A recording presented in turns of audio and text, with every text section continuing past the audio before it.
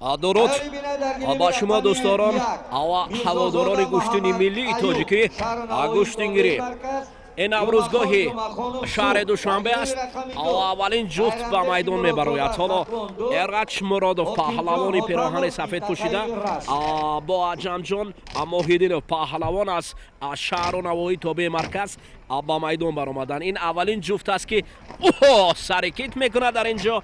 اما عجم جان موحیدینوف و در دفاع رج مرادوف خود را سمت دیگر میگیرد. رج مرادوف تحت رهبری شیرعلی بازارов تمرین میکند و رقیب باشد عجم جان موحیدینوف از شهر و نواحی تابع مرکز است. خب اکنون شروع شده است رقابت. ببینید دو مراتبه دوم است که اینجا عجم جان برای سرکیت کردن رقیب کوشش دارد و این لحظه هم کوشش و نتیجه نمیدهد. دو طرف سمت گوشتین میگیرد. نوبت دیگر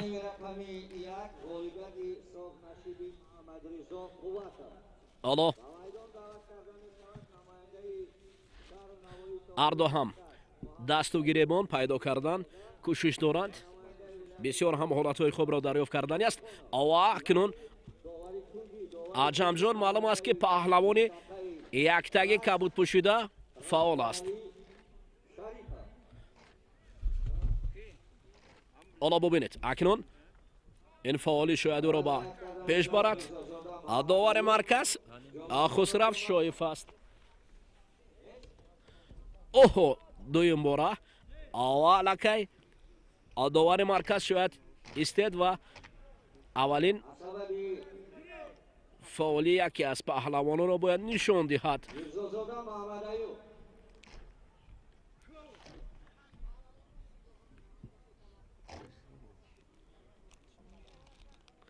دوباره اکنون عجم جان موحیدینوف میخواهد که فعال خود را نشان دهد.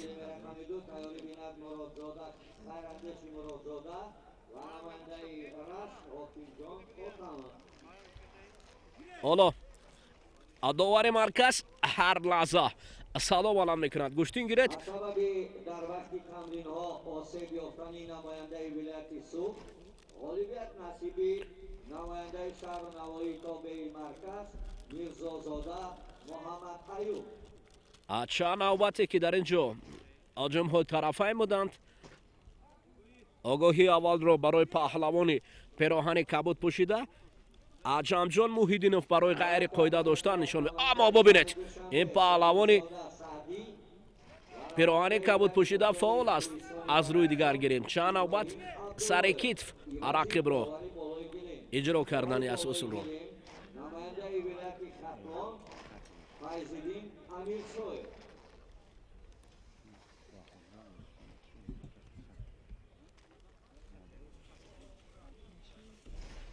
چند مراتبه دیگر معلوم است که حالا فاصله نزدیک میگردد و خطر زیادتر می شود.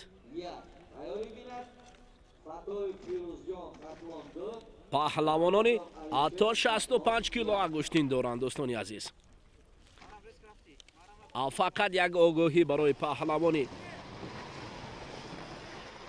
از شهر و نواحی تابع مرکز نشان دادند. اما تا رفت برای به دست آوردن امتیاز این پهلوانان کوشش دارند. حالا فاصله را نزدیک میگیرد. یک پهلو داور مرکز هم نشان میدهد عجم جان موحیدینوف با یک پهلو پیش میرود. آفرین از اول فعال بود و بالاخره فعالی خود را با ثمر رسانید. یک پهلو وقت نیست به نظر گرفته میشد. نوبت دیوم این نوبت هم برای این اصول گذاشتن. این پهلوان کوشش کرد. قد و قامت ایرج مرادوف نسبت به رقیب بلندتر است. باید او نیز کوشش کند.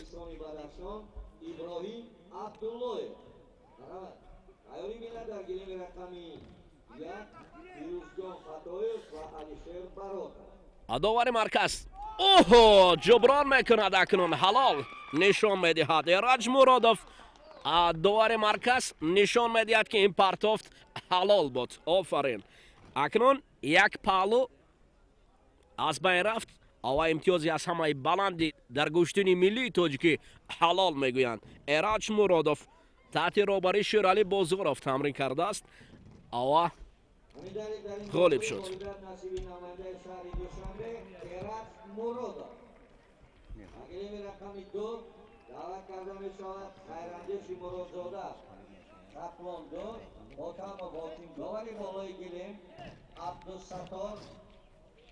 ҳолати такрорро мебинем. дар ин ҷо дар ҳолати такрор аввалин имтиёз аз ҷониби Аҷамҷон Муҳиддинов буд.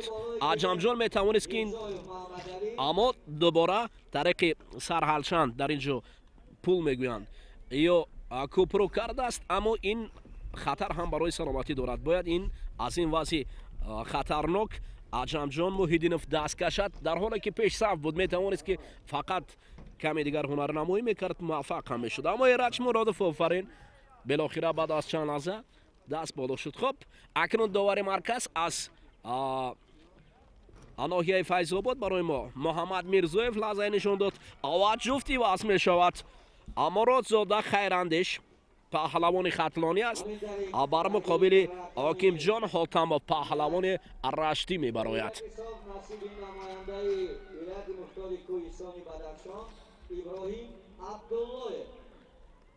даъват карда мешавад Фатоев Фирӯзҷон, Баротов Алишер. довари болои гилем Дилшодзода Идибек, довари Тунҷӣ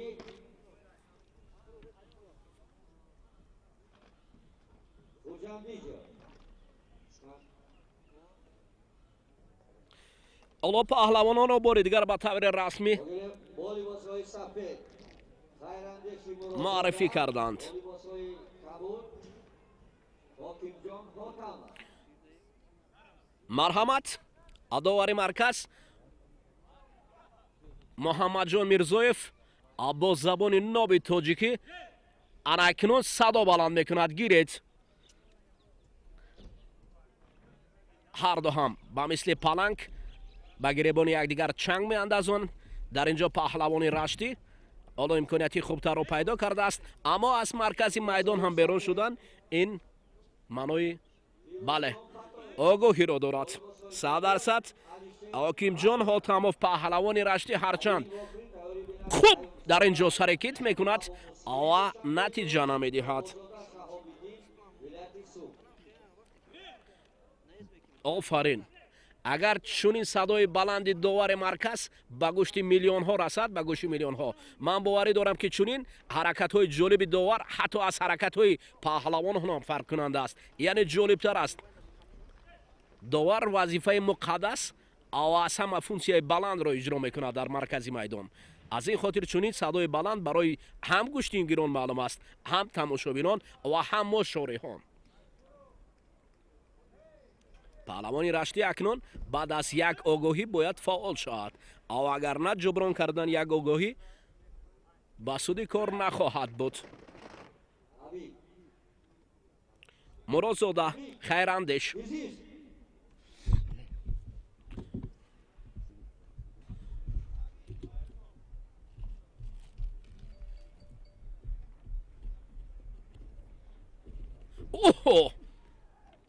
баданро барои паҳлавони пироҳани сафед пӯшида паҳлавони хатлонӣ Муродзода Хайрандеш довари марказ ҳадия мекунад барои фаъол будан ва фаъол ҳарчанд ба паҳло нарасидааст. дубора бубинед. ҳарду акнун чангол ба гиребони якдигар андохтанд ва паҳлавони раштӣ мехоҳад ки ҷуброн кунад. Ҳокимҷон Ҳотамов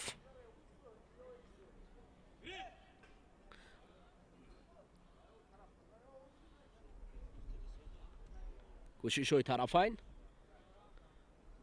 ҳарду ҳам имтиёзи хубро пайдо кардани ҳастанд. ва бубинед имтиёз ҳанӯз ҳам барои паҳлавонон номадааст. аммо то ҳанӯз аз рӯи натиҷа Муродзода Хайрандеш бо як бадан пешсаф аст.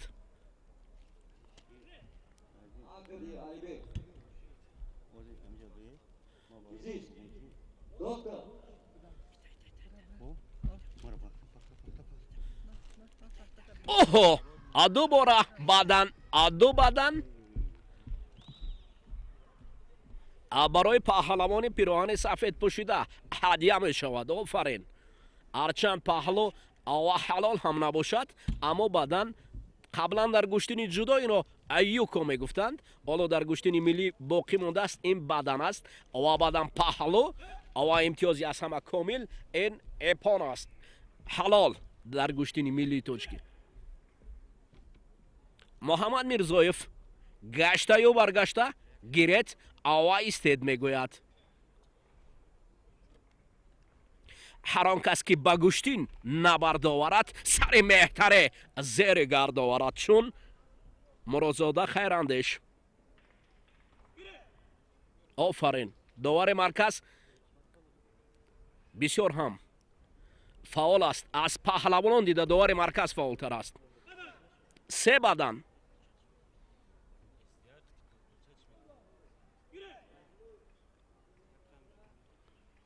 من باوری دارم که کارگردانی گزارش ما فیروزجان بختیبکов حرکت های داور را به طرز اعلی برای ما هم پخش میکنند. هم صدای او را اوه اکنون حلال مرازاده خیراندیش پهلوان از ولایت ختلان غالبیت نصیبی خیراندیشی مرادزاده اول کرده می شود علی احمد و اسدالله دوشنبه یک کوگان خرسنقل ختلان یک. شاید در اینجا حیات داورانی وضع شوند و داور مرکز نیست. آفرین. پهلوان با پیراهن سفید اسدالله علی احمدов است. رقیبی او از ولایت ختلان است خرسنقل کوگانов. این پهلوانان در وزن تا 65 کیلو به گرمی گوشتینگیری شامل گردیدند.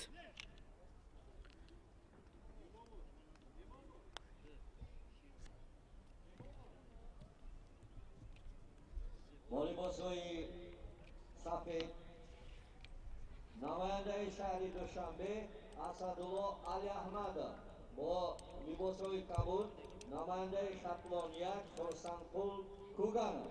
ایالی بیند نماینده ولایت مختار کوهستانی بدخشان ساربان ارکاyev و نماینده ولایت ҷоми احرارزاده.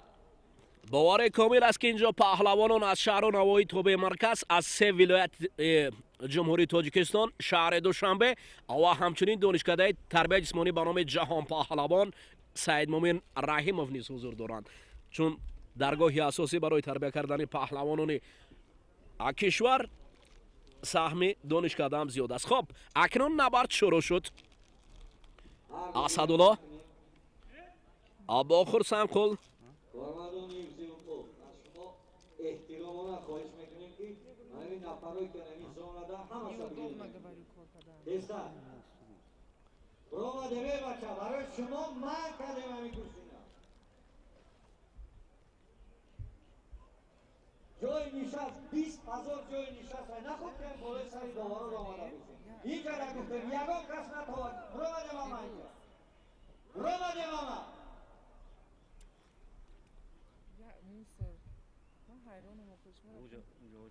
داورای نزد اشتراکچیان نگاه کنین همینجا یکم آدم نمونه باسیما نگاه کنین همینجا اگر 2 میلیون با من کنیم گوشینه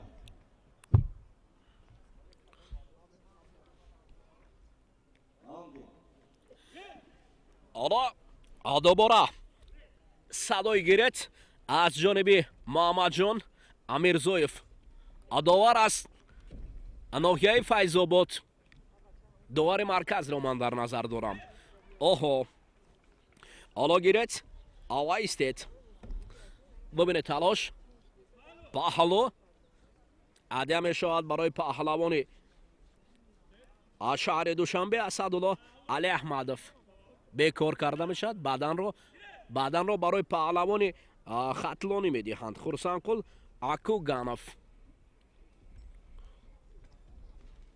акнун набард тезу тун мешавад. Пуршиддат ба хотире ки баданро бояд ҷуброн кард.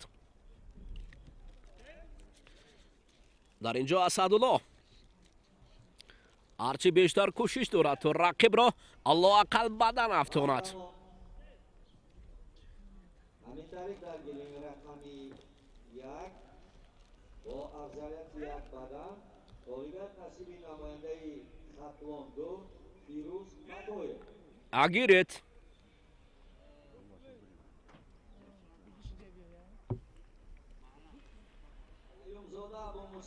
اوه سارکت عالی بود اما در فضا فقط به زمین رسیدن کمی کار رو کم فعال میکند. پهلوان خطلانی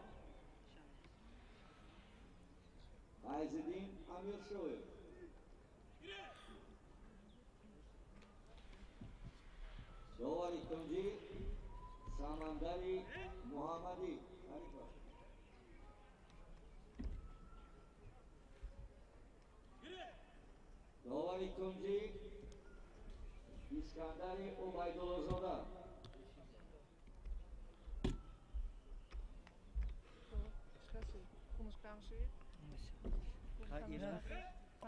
حالا داور هر لحظه برای گرفتن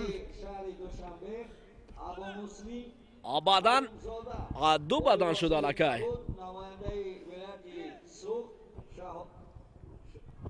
برای پهلوان خطلانی خورسنقول Акуганов. اوه محمد نظرов کامران ولایت مختار کوهستانی بدخشان. نبرد تو رفت پرشیدت بشود. این پهلوان خطلانی که یک تگی کبود ببر کرده است هر لحظه میخواهد که پیشرفتی را از دست ندهد. اما رسیدن با او اسدالله علی احمدов پهلوان شهر دوشنبه نبرد میکند. اوه دست را رها کرده امتیاز را از دست دادی اسدالله. رها کردن دست این شانس را از دست دادن است. در دلخواه گوشتین مخصوصا در گوشتینی ملی تاجیکی در گوشتینی جدا یعنی دست را از دست را رها کردن معنای افضلیت را از دست دادن است.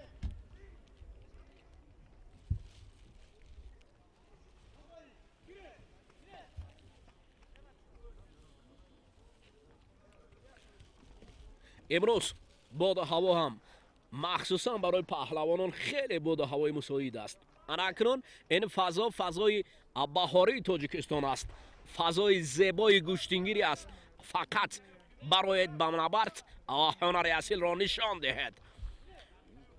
اوه این علاقه حلال. آفرین آفرین. خورسنقول کوگانov پهلوان خطلانی در مدت شاید 3 دقیقه زیادتر رقیب را با تخت پشت افکند و با قسمت های منبعد راه یافت.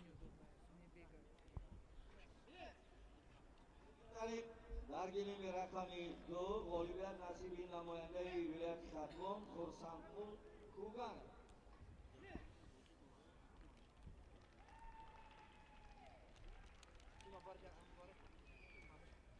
یرکایم سارمان ولایت مختار کوهستانی بدخشان اهرازاده جامی ولایت سوخ دعوت می شود ایالی ولایت سفرov ایدیبک دوشنبه تو بوچیودی عمرجان خطلانیان. حالا علاکه طریق بلنگویک جفتی نوبتی را برای ما اعلان کردن. فقط ما منتظر هستیم که جفت نزدیک گلیم گوشتنگیری بیایند و آغاز از پرتافت های بهترین چوبان عقابان دو بازو کشا بزن رقیبان را از زمین بر هوا بباش مرد دلیر و جسور و قوی که میدان دلیری میدان مردی نمانته. این میدان نبرد گوشتینی ملی تاجیکی گوشتینگیری است. معرفی یا معرفی جفتی نوبتی. نماینده ولایت مختار کوهستانی بدخشان Сорбон Эркаев. волейболшиҳои Кабуд, намояндаи вилояти Сур, Ҷоми, Аҳрорзода. Валии охирин тайёрӣ бинад Сафаров, Идибек, шаҳри Душанбе, Очилдиев Омарҷон, вилояти Хатлония.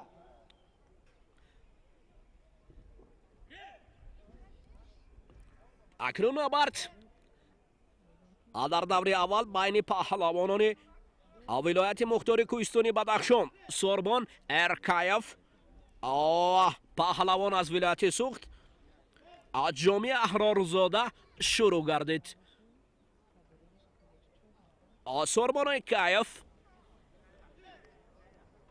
рақибро аз маркази майдон дур бурд ва акнун аввалин огоҳӣ барои Ҷоми Аҳрорзода, паҳлавони Суғдӣ, барои аз маркази майдон аз минтақаи Кабуд ба минтақаи сурх гузаштан аст.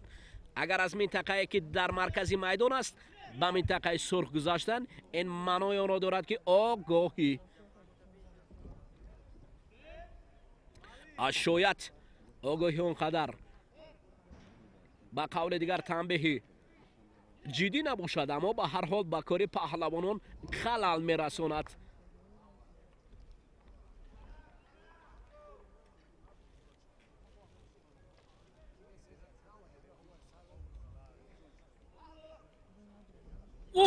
як бадан ё паҳло?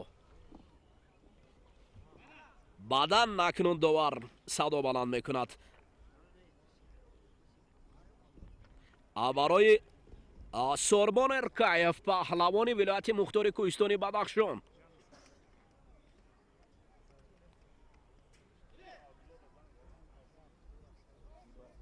ҳоло талош аз ҳарду ҷониб аст. паҳлавони Суғдӣ мехоҳад ки сари китф гирад, аммо барои Ҷоми Аҳрорзода ин кор ба осонӣ ба даст намеояд.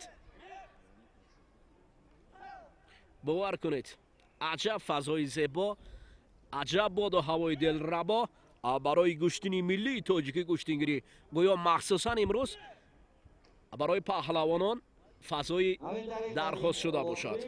дар гирими рақами як ғолибият насиби қаюмзода Абу Муслим, намояндаи шаҳри Душанбе.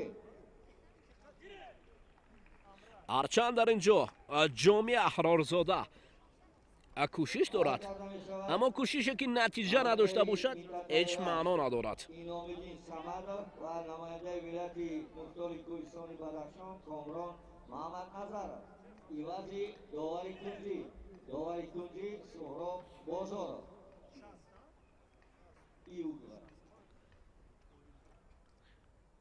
гаштаю баргашта паҳлавонон ба қаҳру ғазаб меоянд. барои ҷуброн кардани як бадан ё паҳлу ҳамеша набард аст. огоҳӣ аввалро барои паҳлавони вилояти мухтори кӯҳистони Бадахшон, Сорбон Эркаев нишон доданд.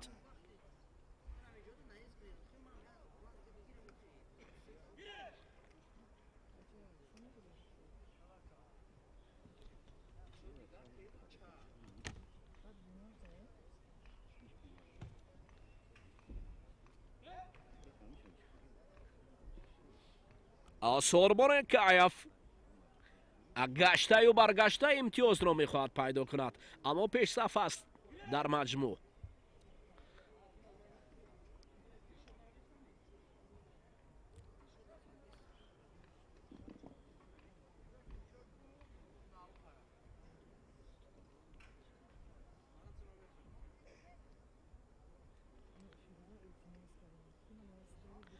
ин қисматҳои интихобӣ аст.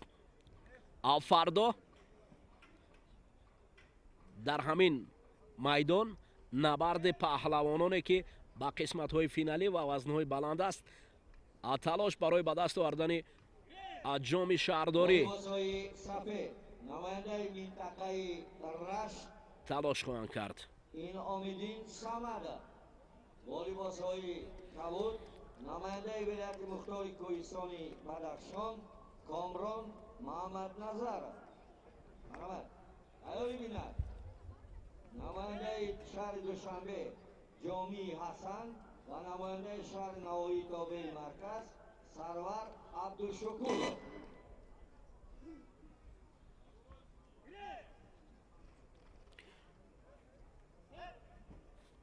набард миёни Сорбон ва Ҷоми то рафт дуру дароз мешавад.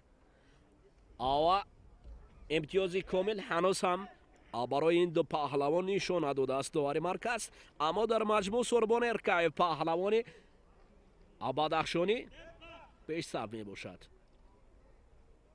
ава ҳоло вақт ба анҷом расид. ава расман Сорбон Эркаевро ғолиб медонанд. غالبیت نصیبی نماینده ولایت مختار کوهستانی بدخشان ساربان ارکایف.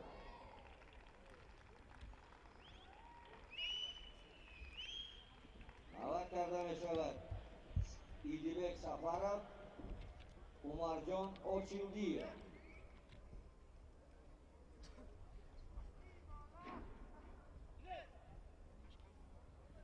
зергурӯҳи эй ду тақсим шудааст. акнун қисмати аввал ба анҷом мерасад набардҳояш. ава қисмати дуюм шурӯъ мешавад. ҳоло ба таври расмӣ бояд ҷуфти навбатиро барои мо маърифӣ кунанд. ба ҳар ҳол мо мунтазир мешавем. волейболчиҳои сафед Идибек Сафаров, волейболчиҳои Кабуд Умарҷон Очилдиев ва тайёрӣ бинад Олимҷон Назриев, Саид Бахром Ҳоҷиев. дар ин воқеӣ ғолибияти соф насиби намояндаи паҳлавони пироҳани кабудпӯшидаро васф карданд. Комрон Муҳаммад Назар. Умарҷон Очилдиев паҳлавони хатлонид ки таҳти Барот Сафаров машқварзӣ мекунад. ва Идибек Сафаров бошад паҳлавон аз шаҳри Душанбе. як так сафед аст.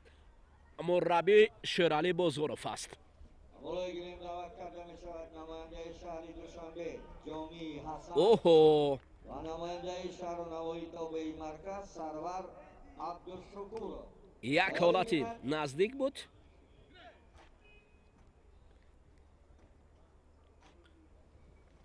авранзеби аскархон хатлон 2 идибек амиршоҳ федератсияи гуштини миллӣ айёли бин. ҳоло қисмате дар ин ҷо аз гӯшаи майдони наврузгоҳи шаҳри Душанбе Идибек садо мекунад. ава тарафдорони Умарҷон Очилдиев бошанд. аз ӯ бовари комил доранд ки чун вақтҳои қаблӣ ҳунари хубро нишон медиҳад. ин ду паҳлавон ҳарду ҳам шоистаи гӯштини якдигар ҳастанд. Очилдиев Умарҷон паҳлавони хатлонӣ аст. аз майдон мабароед Очилдиев паҳлавонест ки таҷрибаи ғанӣ гӯштингирӣ дорад. аз соли гузашта дар ҳамин гӯштин хеле хуб дурахшида буд. аммо Шералӣ Бозоров низ шогирдони худро дар ин ҷо ҳалол ҳато адовари марказ нишон медиҳад. акнун Шералӣ Бозоровро мо беҳуда тарғиб накардаем. шогирди ӯ Идибек Сафаров дар муҳлати кӯтоҳтарин рақибро ба тахта пушт афтонд. офарин.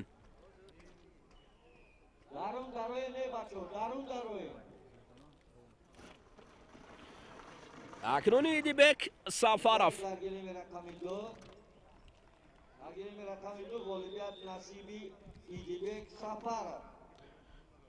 шогирди Шералӣ Бозоров пайравӣ аз устод анамон суръати баланди худ рақибро мағлуб кард.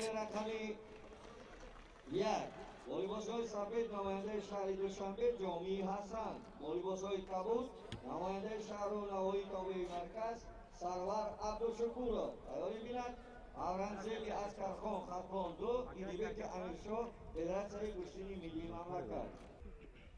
Акай Фируз. Анамҷо дагаз Акай Фируз ҷо камитара дигам назар.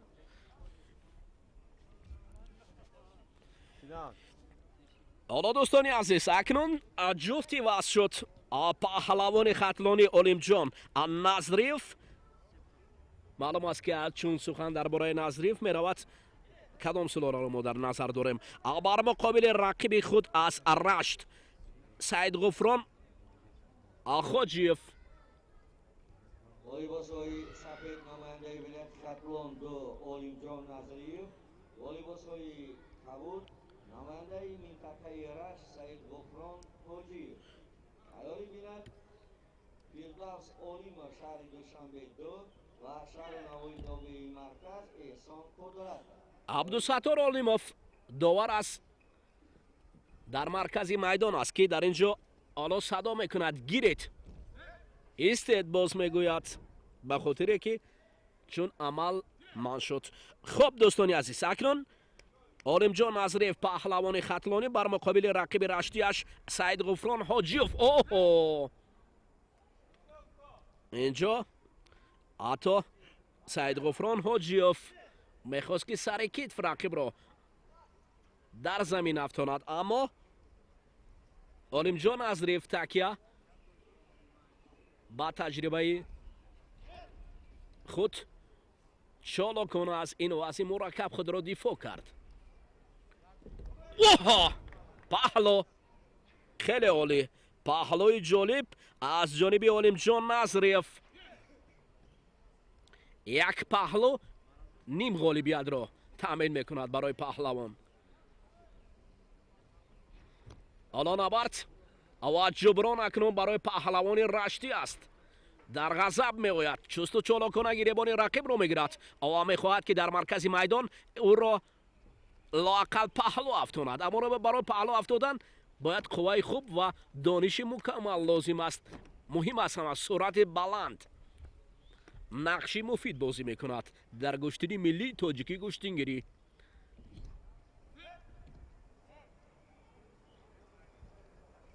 беҳуда намегӯянд ҳар он кас ки ба гуштин набардоварад сари меҳтаре зери гардоварад. барои зери гардовардани сари меҳтар бояд ҳонари асилро нишон дод дар гуштини миллӣ. такя, оҳо, аммо ин усулест ки мардумро бовар кунед аз ҷой ҳатто бармехезонад. офарин Назриев, такя ба ҳонари сулолаи Назриевҳо хеле хуб дарахшид. бо партохти ҳалол олибият насиби намояндаи дастаи хатлондо Олимҷон Назриев. ана ин аст гуштини миллӣ ва усулҳои маъруфи ин риштаи суннатии мардуми тоҷик. аҳсан, ҳоло ман боварӣ дорам ки Фарис Гадоев барои такрор намоиш додани ин усули зебо барои бинандагони телевизиони варзиш лаҳзаҳои ҳайлайтиро пешкаш мекунад. офарин, ана тамошо кунед дӯстони азиз ва ҳаловат баред аз чунин пардохтҳои ҷолиб. дӯстони азиз, ҳоло ҷуфти васт шуд. Фирдавс Олимов, волейболсои кабуд Эҳсон Қудрат. акнун намояндаи вилояти мухтори Кӯҳистони Бадахшон Фурқат Муборак Қадамов ва намояндаи вилояти Сух Вали Муҳаммад Боқӣ. ҳаводорони гуштини миллии тоҷикӣ гуштингирӣ ин фазои мусоид ғолибият насиби Ҷоми Ҳасан. аз набарди паҳлавонони ҷумҳурии Тоҷикистон дар намуди гуштини миллии тоҷикӣ гуштини суннатии мардуми тоҷик гуштингирӣ пешкаши шумо мегардад. чун боло қайд кардем ба ҳар коре ки қимат баста гардад агар хоре бовад гулдаста гардад. ҳоло боварӣ аст ки гулдастаҳо дар ин ҷо зиёдтар мешаванд ва дигар хор нест. набард оғоз шудааст. Фирдавс Олимов паҳлавони пироҳани сафед пӯшида бар муқобили Эҳсон Қудратов паҳлавон аз шаҳру навои тобии марказ. оҳо, дар ҳол паҳлавони шаҳри Душанбе Фирдавс Олимов мехост ки бо қудрати баланд рақиби худ Қудратовро самти дигар партояд, аммо қудрати Фирдавс Олимов барои пардохтани Қудратов кофӣ набуд. хуб, акнун Қудратов, Олимов ва Фирдавс. волейболсои сафед намояндаи хатлондо аз Аврангзеб Яшкархон ва волейболсои кабуд намояндаи оҳо, дар ин ҷо Қудратов имконияти хуб дорад. эҳсон эҳсос мекунад камфаъолӣ Олимов дар ин ҷо эҳсос мешавад. Фирдавс Олимов این لحظه کم فعال بود. آگاهی اول را داور مرکز خسرو شایف دیده و دانسته مست در جایش نشان داد. این شایسته بود به خاطر که کم فعال بود فردوس. من فکر میکنم فردوس اکنون احساس کرد. حالا اکنون امکانیت و تشبث در دست فردوس است. اکنون جوابا فردوس به هجوم میگذارد و رقیب از مرکز میدان بیرون میشود. شاید جبرانی این آگاهی نه، داور هنوز میگوید گیرید. احسان احساس کرده است رقیب را. او ببینید اکنون این حالت است که خیف و خطر دارد برای رقیب، مخصوصا برای فردوس خطر داشت، اما فردوس خوب دفاع کرد.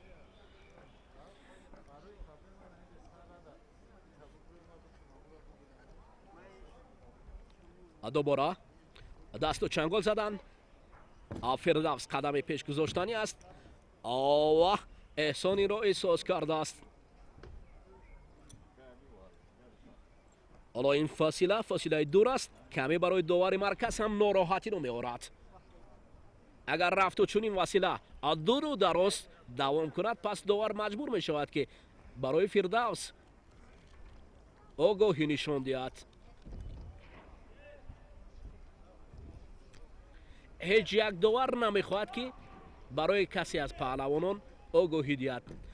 همیشه داوران طلبگار گوشتین خوب هستند، اما گوشتین وقتی که خوب نمی شود پس داور مجبور است که آگاهی نشان دهد. اوه، فردوس سر کتف هنوز هم با خوبی نتوانست این کار رو انجام دهد.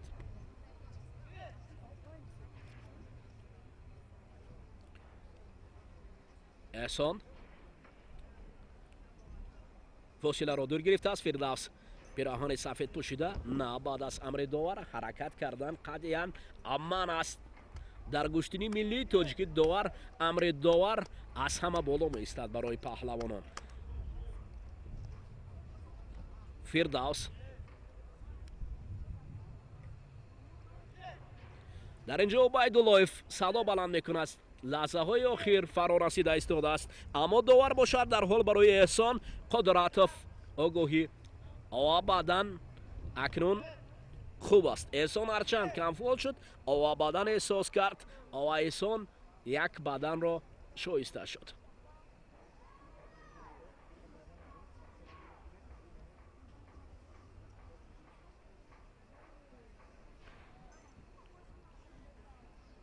مربی فیض‌الدین حبیب‌اللهیف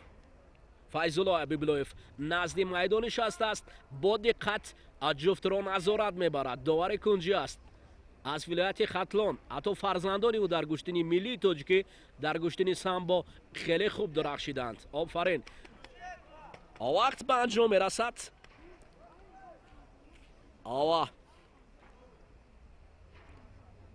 احسان قدرتوف با یک بدن فعالی خود را نشان داد و پیروز شد. غالبیت نصیبی نماینده شهر و نواحی تابع مرکز احسان قدرت است.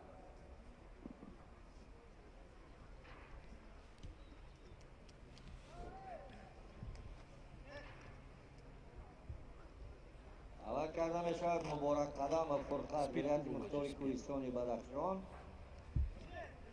باقی ولی محمد ولایت سوخ. ایاری بیند ایساقزاده حسین دوشنبه 2 ارچایف اسماعیل منطقه رشت.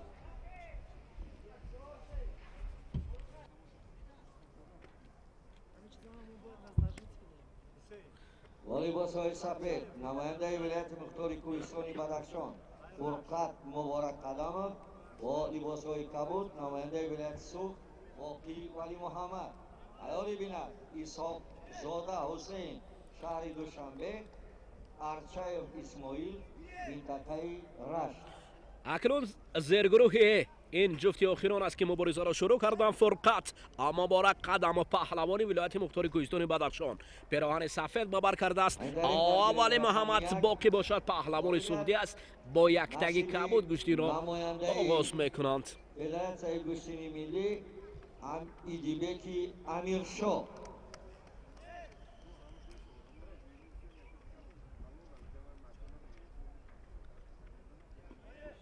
قوت محمد صالح دوشنبه 1 ربیع سهراب ولایت مختار کوهستانی بدخشان.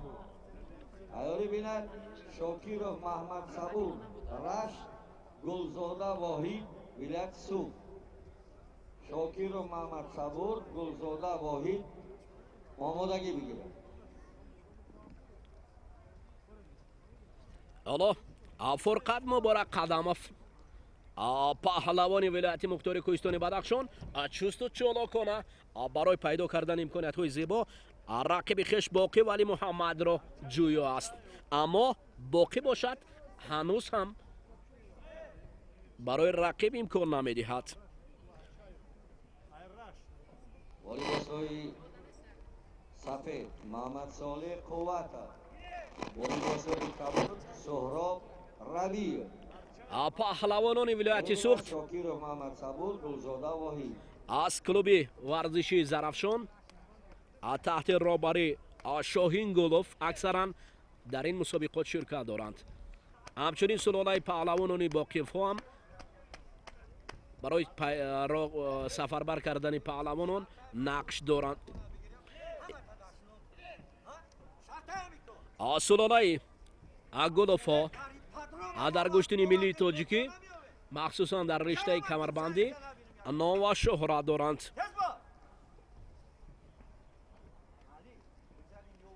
فرقت حالا باقی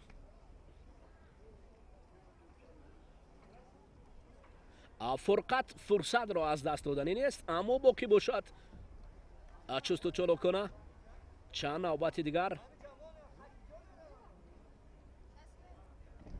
مبارزه را پرشدید و جالب تر میکنند.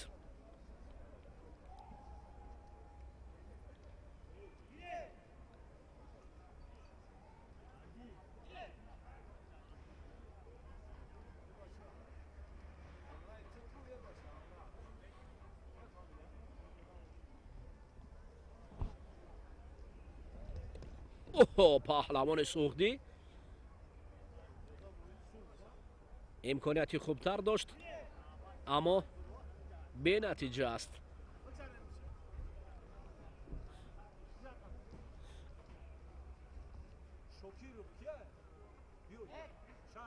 آگاهی برای پهلوان سوختی نشان دادند و اکنون 2 دقیقه دیگر شاید کمتر از 2 دقیقه دیگر برای جنبست این نبرد باقی مونده باشد، اما باقی با فرقت هنوز هم به نتیجه تلاش دارند.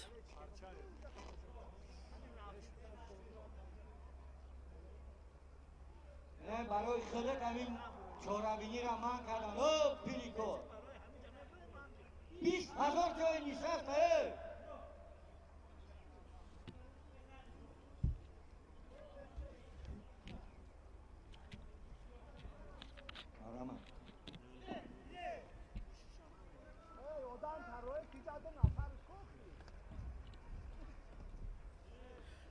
کوشش های فرقت مبارک قدمов هنوز را در قدم های اول معین کرده بود.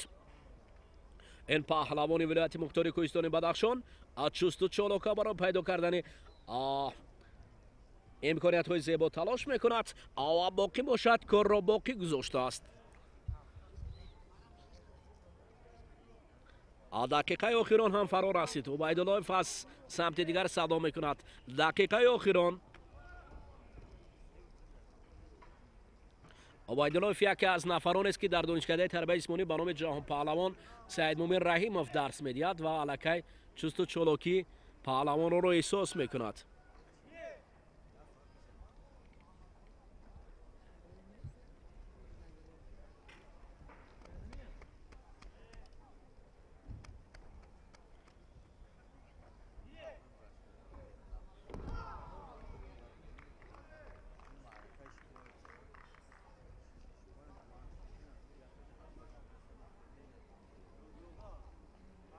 همین طریق در گلیم رقمی 1 با پرتافتی خیلی هم زیبا غالبیت نصیب نماینده شهری دوشنبه محمد صالح قوت.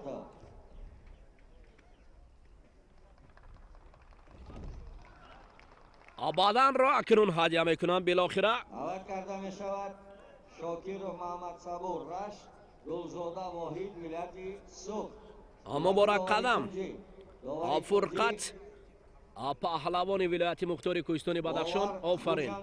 намояндаи вилояти мухтори Кӯҳистони Бадахшон дар аввали лаҳзаҳо қадами мубораки худро қавитар гузошт ва пирӯз шуд. насиби намояндаи вилояти Сух Боқӣ Вали Муҳаммад. боқӣ ман мазарат мехоҳам дар ин ҷо муваффақ шуд. ва боқӣ онари шоистаи худро нишон дод. онари хеле ҳам хуб. Агиеми рақами 2 даъват мешавад Исоқзода Ҳусейн Арчаев Исмоил. Тайёрӣ бинад Зиёев Фирӯз вилояти Сух Султонов Саъдулло Хатлони 1. бо либосҳои сафед намояндаи минтақаи Раш Маҳмад Сабур Шокиров. бо либосҳои кабуд намояндаи вилояти Сух Воҳид Гулзода. марамат. дар гилеми рақами 2 бо либосҳои сафед Ҳусейн Исоқзода шаҳри Душанбе. бо либосҳои кабуд Исмоил Арчаев.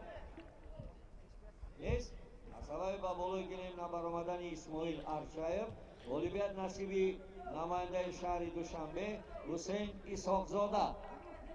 аллакай маълум ва муаррифӣ ҳам шуд. ҳусейн исоқзода бенабард бо сабаби набаромадани рақибаш дар даври аввал акнун ҷуфт иваз шуд. ҳоло ба таври расмӣ ҷуфтро як бори дигар барои мо муаррифӣ мекунанд. бо либосҳои сафед Фирӯз Зиёев Сух. бо либосҳои кабуд Саъдулло Султонов. паҳлавони суғдӣ Фирӯз Зиёев анамун деҳаи Зарафшон ва мактаби варзишии Зарафшонро муаррифӣ мекунад. таҳти роҳбари Шоҳин Гулов машқ варзӣ гирифтааст. ва рақиби ӯ бошад Саъдулло Султонов паҳлавони хатлон аст. таҳти роҳбари Айматов Анвар машқ варзӣ мекунад. паҳлавони хатлони оҳо паҳлавони хатлони дар ҳол сари китф гирифтане буд, аммо ин ҳолатро Фирӯз Зиёев эҳсос кард.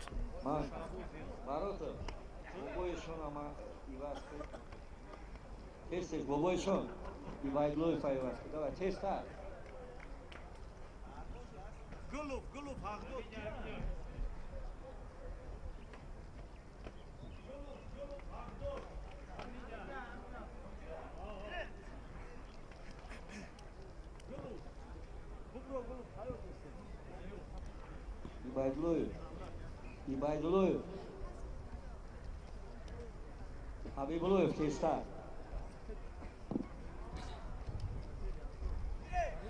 ҳоло довари марказ акнун мегӯяд гирет Хусрав Шоев.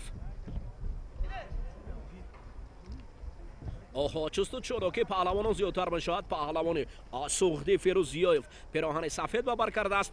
ва чолокона мехоҳад ки дар ин ҷо имконият пайдо кунад. ва Саъдулло Султонов бошад дар ҷавоб бар муқобили қавӣ истодааст. ҳарду ҳам дар маркази майдон чусту чолокона ҳаракат мекунанд. Саъдулло Султонов паҳлавони хатлони хост аллоақал баданро шоиста шавад, аммо Фирӯз Зиёев дар маркази майдон қавӣ монд. шояд Фирӯз Зиёев барои камарбанд пайдо кардани рақиб чусту чолокӣ кунад. оҳо гиребон гирифтааст Фирӯз. акнун барои пайдо кардани оҳо сари китф натиҷа намедиҳад. Саъдулло Султонов рақами 1 тайёрӣ бинад Абдураимов Абдусаттор Давлатов Давлатшоҳ.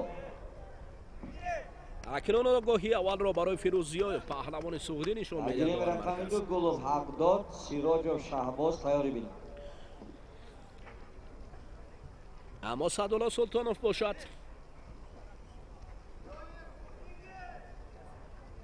ҳоло аз майдон барои Зиёев садо мешавад. Зиёев гуштин гиред, вагарна бо чунин шакл гуштин гирифтан муваффақ шудан кори мушкил аст.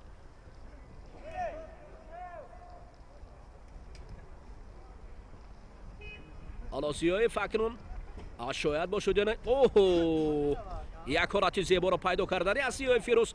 چست چلو کنه انامین حالت کمربندی برای او کمک شاید کرد. بدن را هم شایسته شد. تکیه به همون گوشتین کمربندی که در مکتب ورزشی زرافشان مشهور است.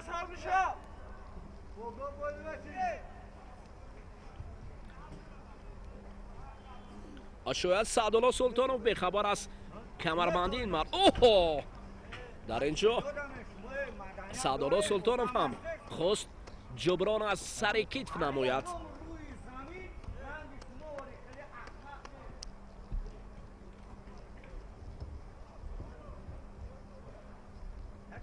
در اینجا فیروز زیایف کم علت برداشته است.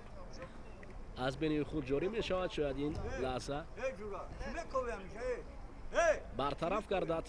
ادامه رقابت ها رو در اینجا طبیبان هم کاری خوب میکنند. اصلا به خاطر که تعجیلا به ورزشکاران خدمت میرسونند. هرچند پهلوی ما هستند ما باوری داریم که به خطری و سلامتی ورزشکاران از کاری خوبی آنها نیز وابستگی کلان دارد. گیرت داور مرکز صدا بلند میکند دوباره فیروز زیایف و سعدالله سلطانوف را.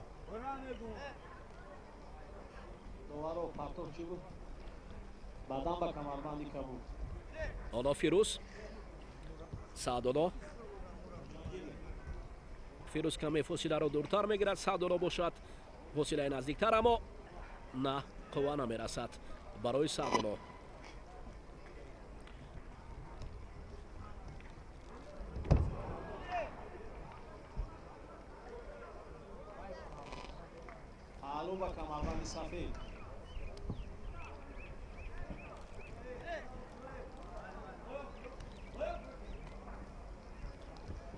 اوه در اینجا اکنون ببینید حالت کمربندی و همچنین بر عکس حال عکس الاصول میگویند.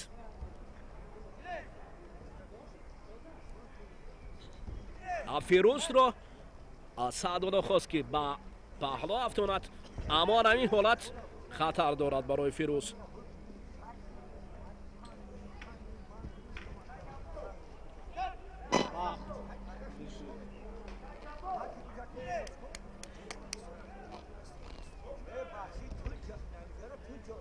خسرو شایف داور مرکز. حالا که این دو تنبیه شد برای پهلوان سعودی منیه اما او یک بدن دارد. اوه آره اکنون آسوده که دیرباز مخلصان انتظار بودن. سعدالله سلطانوف ماهرانه چالاکانه رقیب را با تخته پشت افتاند. امتیازی از همه بلندی حلال میگویند در گوشتین ملی تاجیکی منوی دیگر بحث ندارد. آفرین.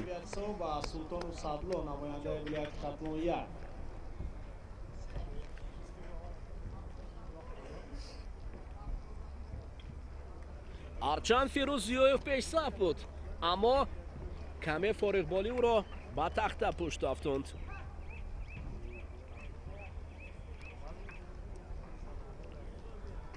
حالا ببینید این حالت تکرار را چگونه زیبا است. این واسه حالا اول فیروز رو برای ما نشان میدن امتیازش رو او بعدن آفرین فارس گادویف تعجیلا این نوارها رو برای ما پخش میکند.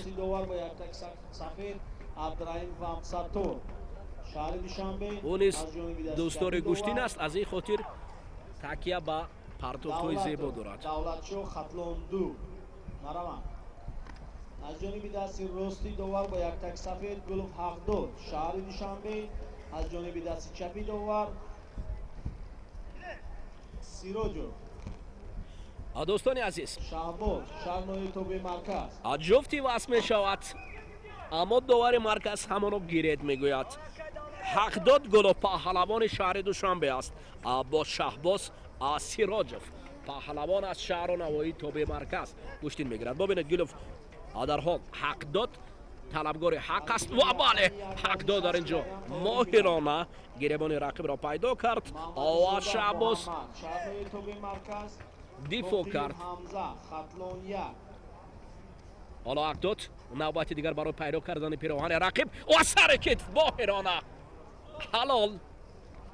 آفرین، حق داد، حق طلب شد و به حق هم رسید.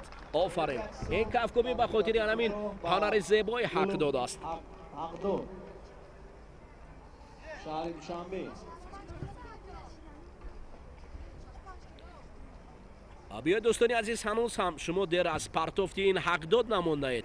حالا حالت تکرار برای شما امکانیت میدهد که به طور تعجیلی حالت تکراری جالبیت این پرتافت را ببینید. سوفیو بحرام خطلون دو مرمت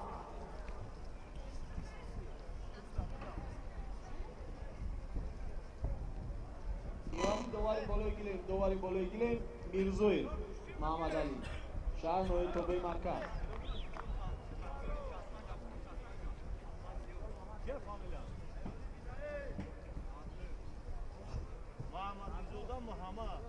وزن 60 کیلوگرم تیاری بینید محمدی زوده محمد شهر نوی توبه مرکز. بوکیو حمزه خطلون یک بینید رقم 2 وزن 65 کیلوگرم تیاری بینید. علی مفاروق دوشنبه 2 رحمت‌الله فیردوس خطلون 2. از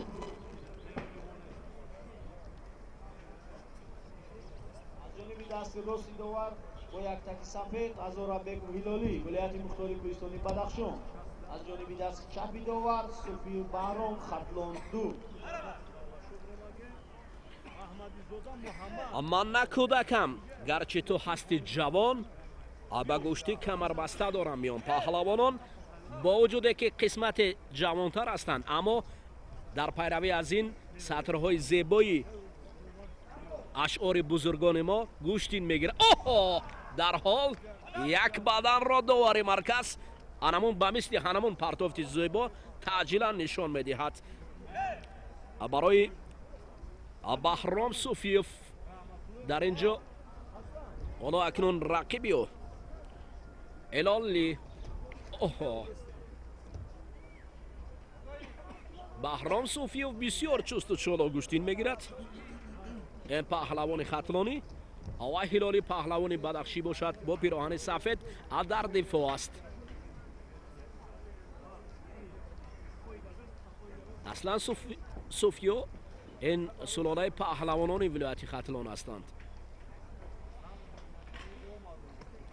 الالی غازربیکوف پهلوان ولایت مختار کوهستانی بدخشان یک تگ سفید به بر کرده است اما قواش پسندگی نمیکند چون سوفیف را سمت داور در اینجا من گفته بود حتما امر داور برای ورزشکاران حتمی است.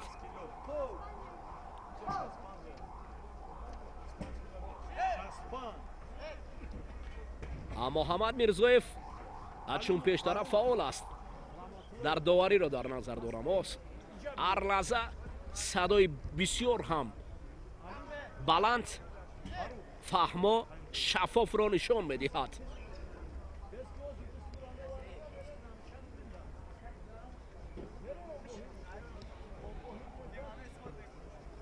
بحرام هلالی سمت دیگر میگیرد. بحرام اکنون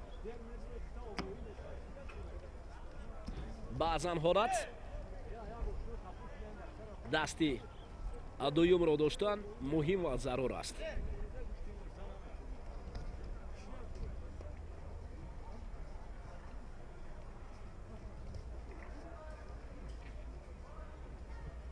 بحرام دستی رقیب را میتکد و برای گذشت کردن با این اصول رکای ببینید. دست را بحرام است برای چی رها میکنید؟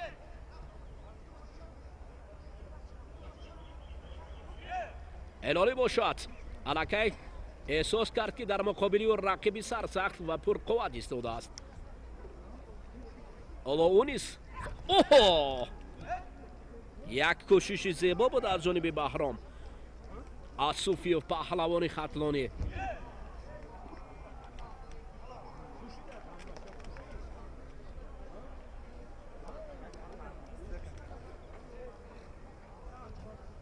اولمپیاد و یک تک سفید عبدالرحمن و عبدالستور شهر دوشنبه. огоҳӣ ба яктак сафед барои аз по доштан аст. акнун дӯстони азиз, барои паҳлавони вилояти мухтори кӯҳистони Бадахшон Ҳилолӣ Озарбеков аввалин огоҳиро нишон додааст. довари мард ҳалол. ана акнун дидед Бахром Суфиев чун боло қайд кардем, такя ба таҷрибаи ғаниқеш рақибро моҳирона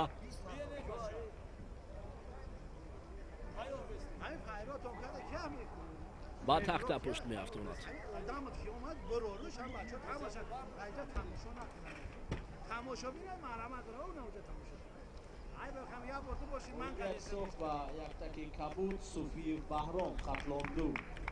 Суфиев Бахром дурахшаш аз лаҳзаи аввали мусобиқот бар аъло эҳсос мешуд ва муваффақам шуд.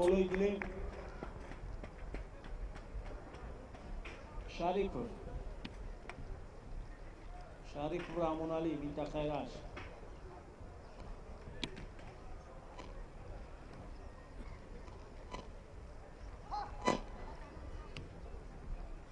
аз ҷониби дасти рости довар ба атаки сафед Муҳаммадизода Муҳаммад Шарнои тобе марказ, аз ҷониби чапи дасти довар Бокиев Ҳамза Хатлония.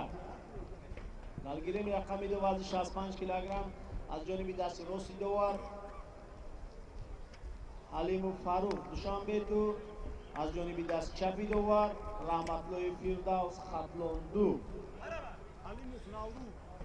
офарин.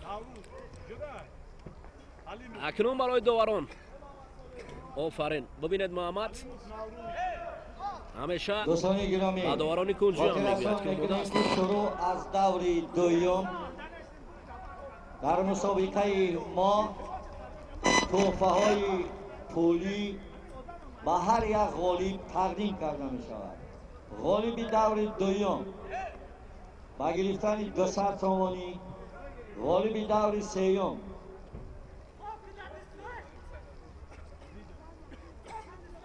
дӯстони азиз, акнун Фаррух бо Фирдавс мубориза мебарад. ҳар як давре ки минбаъда шурӯъ мегардад бо тӯҳфаҳои пулӣ аз ҷониби мақомоти ҳокимияти давлатии шаҳри Душанбе тақдим карда мешавад.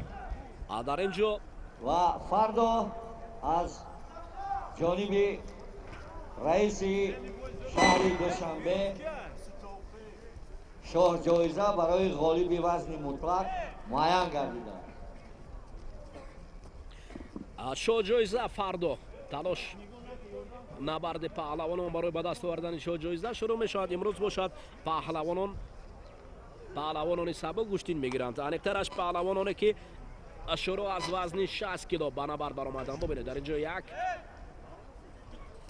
кӯшиш аз ҷониби Фаррух Алимов буд, паҳлавони шаҳри Душанбе ва Фирдавс Раҳматуллоев дифоъ кард. паҳлавони Хатлони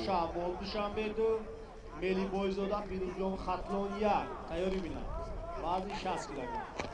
гилеми рақами ду вазни 65 килограмм. тайёрӣ бинад. Бокиев Абубакр Хатлония, Ризоев Ҷурабек Шарнои тобе марказ.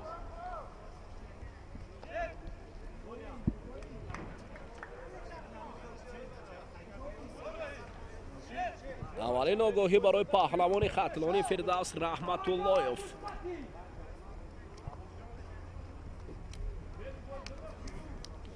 Фарух Алимов як қадам ба пеш мегузорад аз ҳисоби огоҳии рақиб.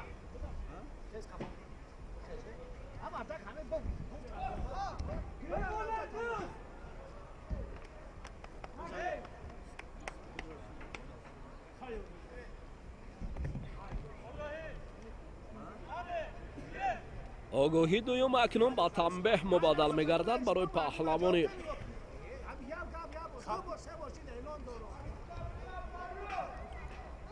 Хатлони.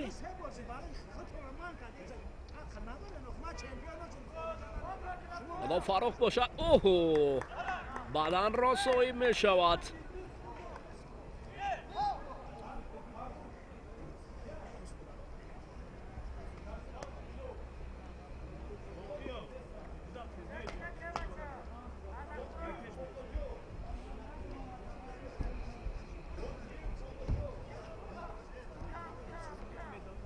бадан ва камарбанди сафед. حالا اکنون فاروق با فردوس. حالا فاروق امکانات زیبا دارد برای انجام دادن اصول. واقعا فعال پهلوان خطلانی.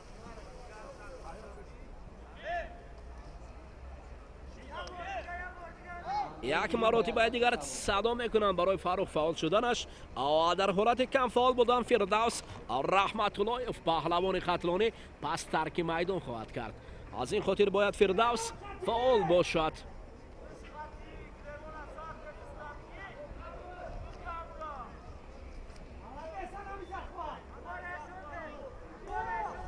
اوه باز کم فعال است فردوس.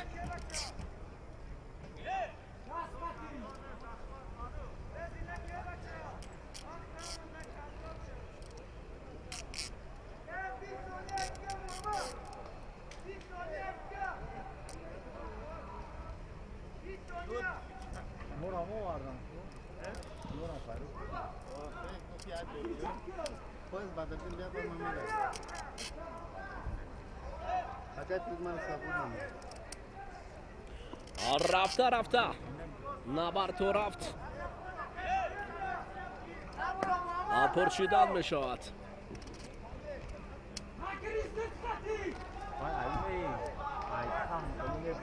اکنون دیده دوستانی عزیز، در حالی که قاعده های گوشتنی ملی تاجیکی رعایت می شود، پس برای پهلوانان، برای مشارکان، برای مخلصان هم روشن است که کی در اینجا پیش صف و کی کم فعال است. هر یک ورزش دارای قاعده های خاص خود می باشد. ورزش نیست که بدون قاعده باشد. در جهان هر ورزشی که است قاعده های خود را دارد. اما در بعض مسابقه ها حدود 18-20-30 دقیقه گوشتین می شود. یک چای نوشیده پهلوان باز دوباره برمیگرده. در کجا هستین؟ باید وقت باشد. فاروق علیموف گلی بیاد با یک تک سفید علیموف لوا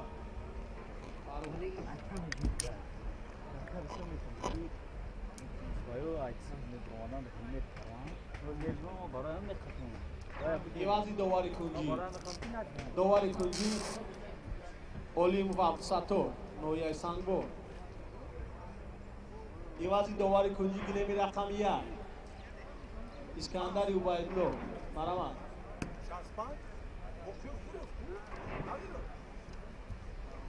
از جانب دست راست دوار با یک تک سفید سعید ابرار شعبان دوشنبه دو. از جانب دست چپی دوار ملی فوزودا جون خطلانیه. از جانب دست راستی دوار در وزن 65 کیلوگرم بوکیف ابوبکر خطلان یک. از جانب دست چپی دوار ریزوی جورابک شهرنوی توبه مرکز. علاقه ابوبکر بوکیف را مردم میشناسد. در چهره ابوبکر سورا بوکیف را ما میبینیم. سورا بوکیف برادر ابوبکر بوکیف است. سلاله بوکیف را که نمیشناسد. از رسول بوکیف تا دیگر و دیگر. دوستانی عزیز، ابوبکر بوکیف پهلوان خطلانی فرزند رستم بوکیف در مقابل جورابک ریزویف شهر و نواحی توبه مرکز را معرفی میکند به میدان برآمدند. ابوبکر بوکیف برادر سورا بوکیف است. اوه ابوبکر را با این سمت افتادن کاری مشکل است.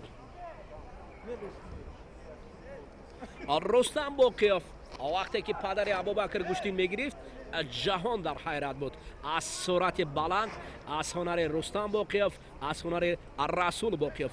حتی شادروان پدر رستم بوکیف خدای نظر بوکیف ابراز کرده بود که من هنر رستم بوکیف را حتی از رسول بوکیف بیشتر می دیدم. اما رستم بوکیف дар гуштини тоҷик саҳифаи рангинро кушодааст. мас падари ҳамин абубакр рустам Бокиев унвони қаҳрамони ҷаҳони кураш ба мисли ҳамин гуштини миллии тоҷикие ки яъне унвони қаҳрамони гуштини миллии тоҷикиро агар бигӯем хато намекунем. рустам Бокиев ба даст оварда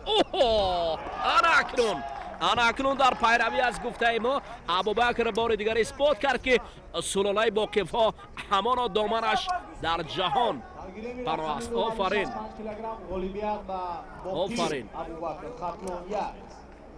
дар симои абубакр мо ҳам рустам Бокиев падари ӯро мебинем, ҳам асурро Бокиев бародари ӯро мебинем. офарин расул Бокиев ку ҷаҳонро бо гуштини зебояш ба таъхир афтудааст. бовар кунед ин сулолаест ки ҳамеша бо гуштини зебои тоҷикӣ сарчашма аз гуштини миллии тоҷикӣ гуштингирӣ муаррифӣ карданд.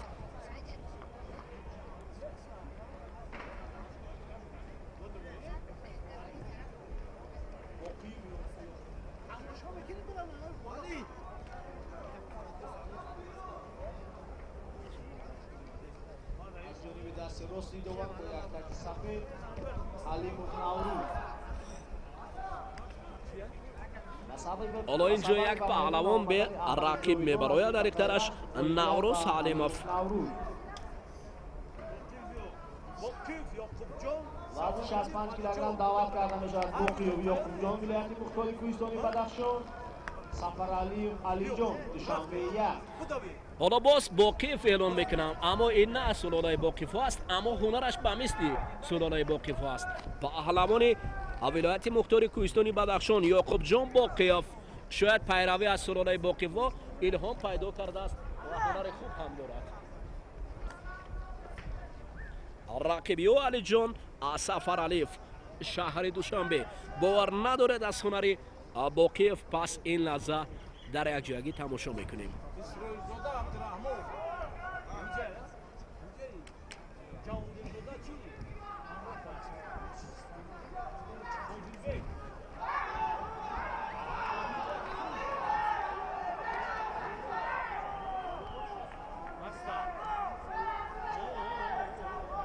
مانکی ادک هاتو بدن با کمربند کابل داوتو از جانب دست راست دوار با یک تک سفید بوقیف یعقوب جان ولایت مختاری کوهستانی بدخشان از جانب دست چپی دوار سفرعلی علی جان دوشنبه 1. باور کنید دوستان عزیز گیلمی رقم 2 وزن 65 کیلوگرم دوری دویم تیاری بیند مراد و ایرج خیراندشی مرادزاده. سرزمین تاجیکستان پهلوان پرور است بخصوص ناحیه آوانچ و ناحیه ورزو پهلوانان خیلی قوی رو به وی رسانیده است. در حال سخن ما را تقویت میبخشد هنر یعقوب جان بوقیف. این پهلوان از ولایت مختاری کوهستانی بدخشان ناحیه زیبا منظر آوانچ است. شاید ونچ گنجش در همین بوقیف ها باشد که هنر اصیل را نشان میدهد. ببینید حالا رقیب نیست برای پهلو افتادن یعقوب جان کوشش میکند اما این دیار زیبا منظر جمهوری تاجیکستان با فرزندان نامایش مشهور است. حالا اینجا نبرد در دوره اول بین یعقوب جان بوقیف با علی جان سفرعلی مبارزه ادامه دارد.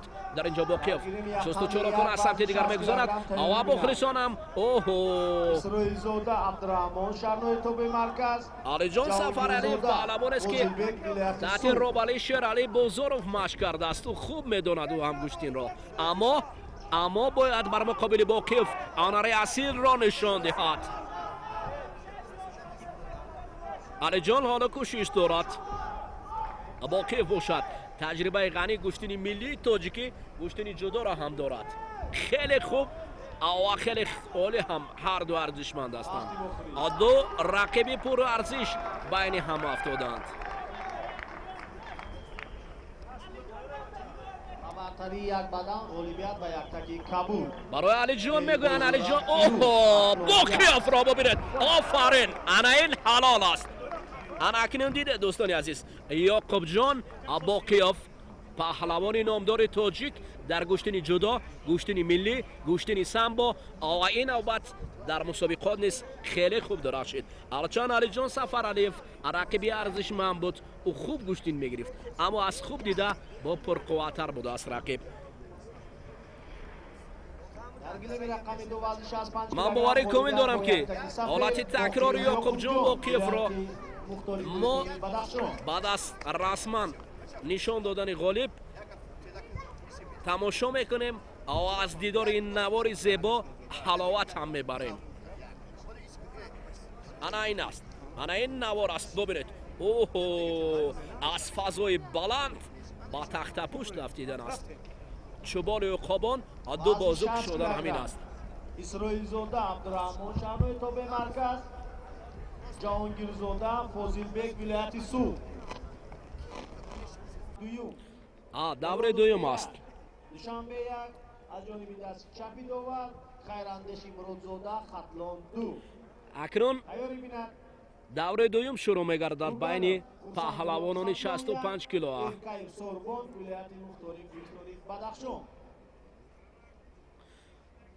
دوستان عزیز ایرج مرادوف پهلوان است که ما بالاتر قید کردیم تحت روبروی شورالی بازاروف مشق ورزی میکند بر مقابل خیراندش مرادزاده میبراید این دو پهلوان هر دو هم هنری شایسته دارند یک بدن را برای پهلوان خطلانی مرادزاده خیراندش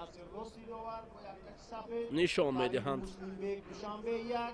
از جانب دست چپی داور میرزای پرویز ولایت مختار گوستانی بدخشان مرحبا دوباره سر کتف را اختیار کرده است خیراندش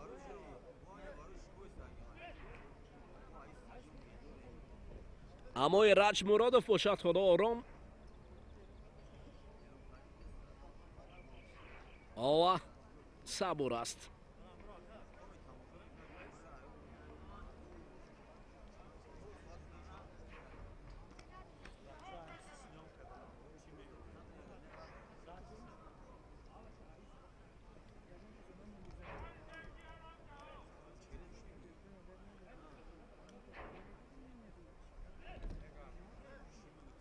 حالا داور مرکز ایستد صدا میکند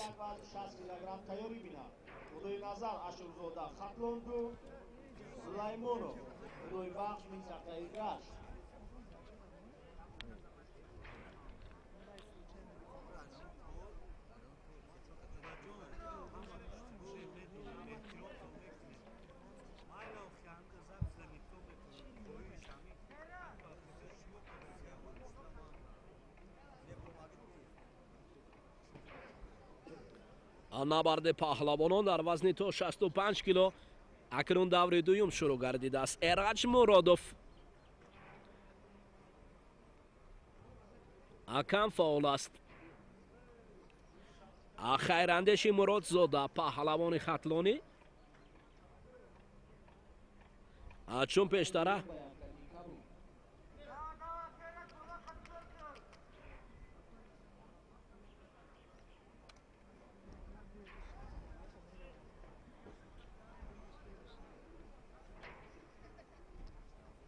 اما برای چی باشد که ایرج مرادوف گوشتین نمیگیرد یا شاید قوه و بر مقابل پهلوان خطلانی مرادزاده خیراندش نمیرسد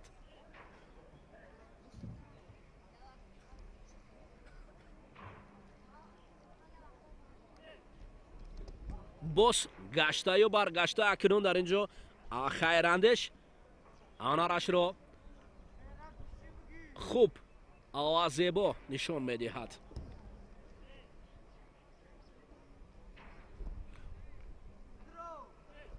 اوه یک نوبت دیگر اما ایستد داور صدا میکند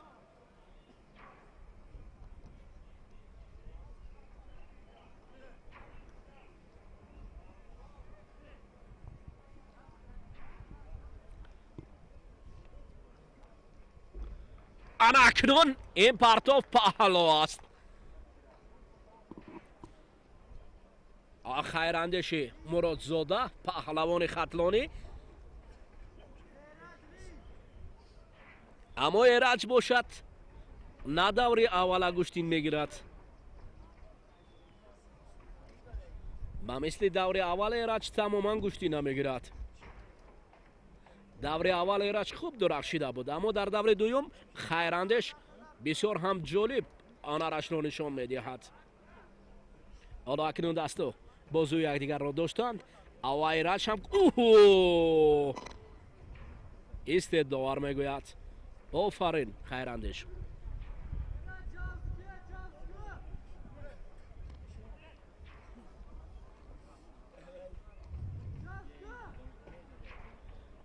یعنی پهلوان خطلانی در دور دوم هم آفرین خیراندش. باور کنید جلوی زیبا انجام دادن اصول خیلی هم معروف از جانب خیراندش مرادزاده. احسن برای نمایش دادن چنین پرتافت زیبا و جالب. خیراندش مرادزاده خطلان دو.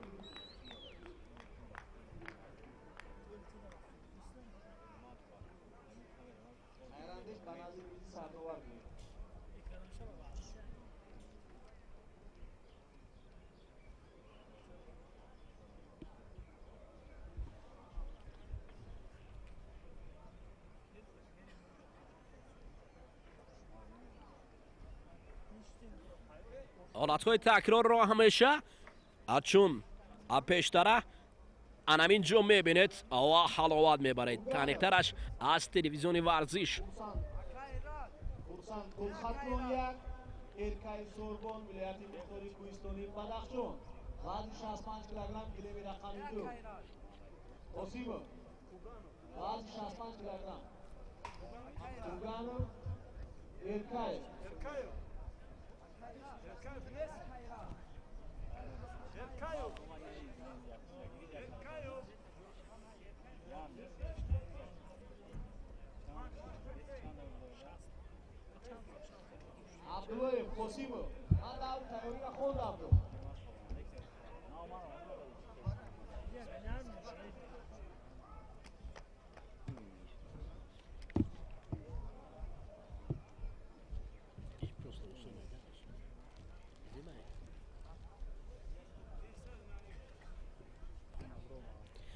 اکنون سوربون هم رسید.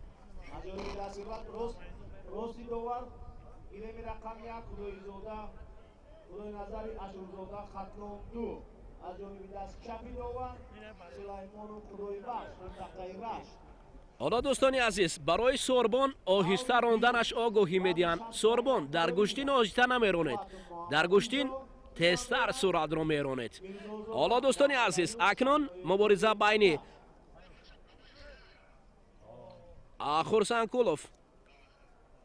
خورسانگول کوگانوف و سوربون ارکایف.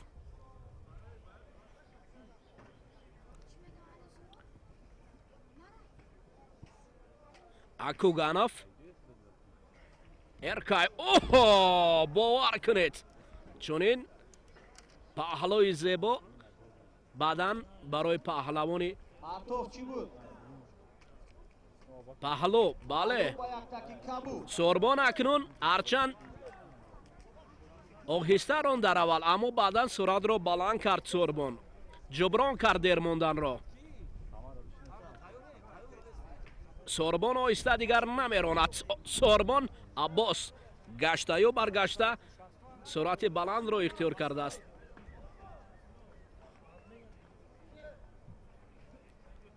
کوگانوف باشد. حالا برای پیدا کردن دست رقیب کوشش میکند. سوربون هرچند قد و قامت از رقیب پستر باشد، اما فعالی او نسبت به رقیب زیادتر است.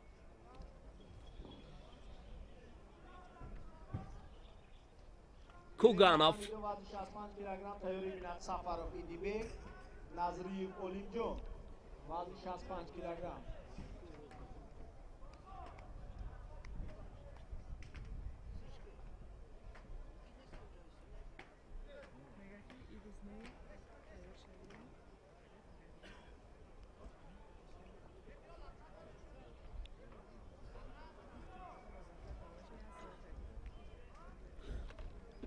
کوگانов ҳам кӯшиш дорад барои ҷаброн кардан, аммо сорбон хеле зебо ҳунараш буд.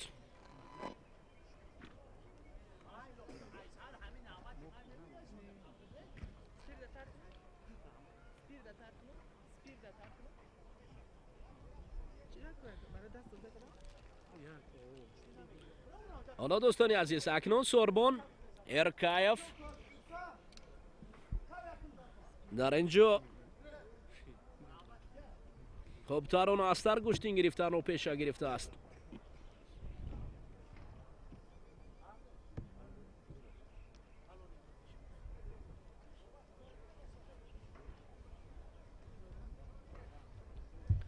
фаъоли худро мехоҳад нишон диҳад. Кӯганов бошад. паҳлавонест ки дар даври аввал хуб буд, аммо дар муқобили сорбон Эркаев дигар эркагӣ карда наметавонад, чунки сорбон хеле суръати баландро ихтиёр кардааст.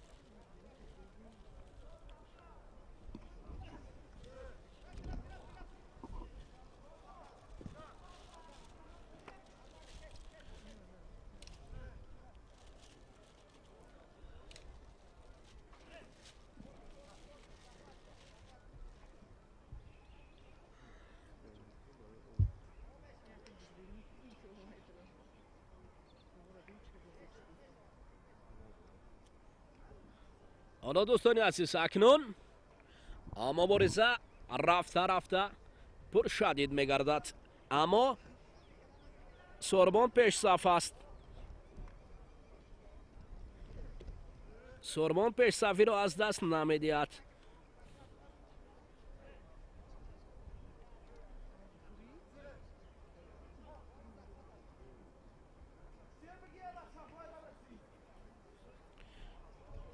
Кӯганов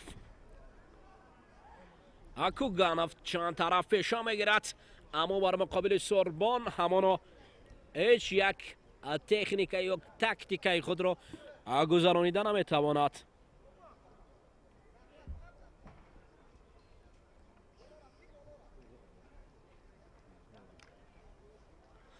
ҳарду ҳам бори дигар ба ҳам васл мешаванд. бубинед ҷустуҷӯро ки мухлисон аз ҳар гӯшаи майдон қисмате барои Кӯганов садо мекунад ва қисмате барои Эркаев.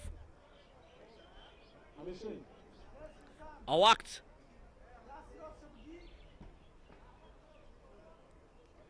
нишон дода мешавад дӯстони азиз. ва ҳамин тариқ сорбон Эркаев намояндаи вилояти мухтори Гӯштини Бадахшон Эркаев сорбон.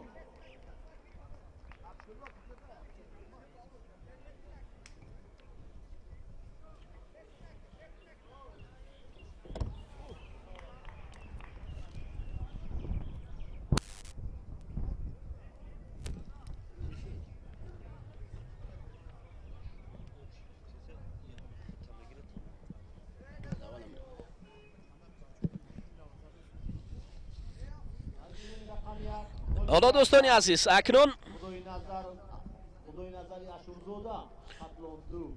ҷуфт бояд иваз шавад.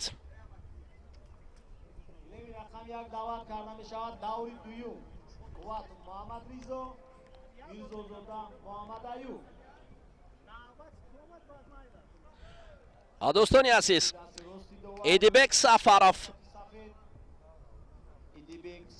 паҳлавон аз шаҳри Душанбе аст. рақиби ӯ Назриф аст. Олимҷон паҳлавон аз вилояти Хатлон, паҳлавон аз шаҳри Кӯлоб Назриев Олимҷон аст. Идибек бар муқобили Олимҷон. Идибек Сафаров паҳлавонест ки дар дидори аввал рақиби Хатлони худро мағлуб карда буд, Умарҷон Очилдиевро. حالا اکنون میبینیم بر مقابل نظریف علیم چی کار رو کرده میتواند.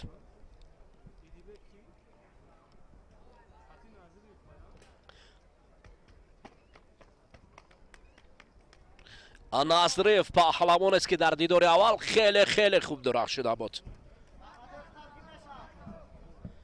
حالا مخلصان هر دو پهلوان خیلی زیاد هستند. برای هم مصلحت میدین کدام سمت پیشه کردن افضل تر است، یا سر کتف یا راست یا دیگر وسیله.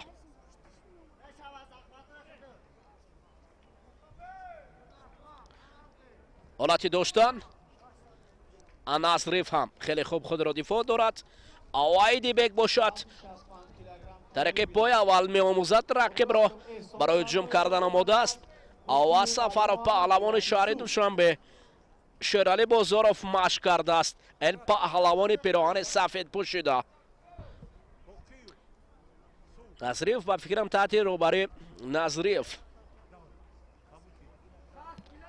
ظریف نظریف در شهر کلوب مکتب گوشتینی ملی تاجیکی گوشتینگیری گوشتینی جدا گوشتینی سامبو را مشق میدهد.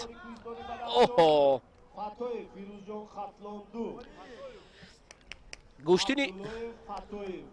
گوشتین چونین است.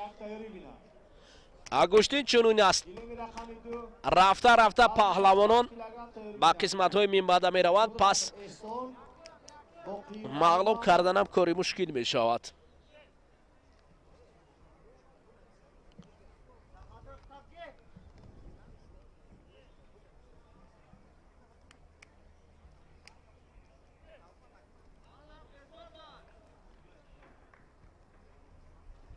اوه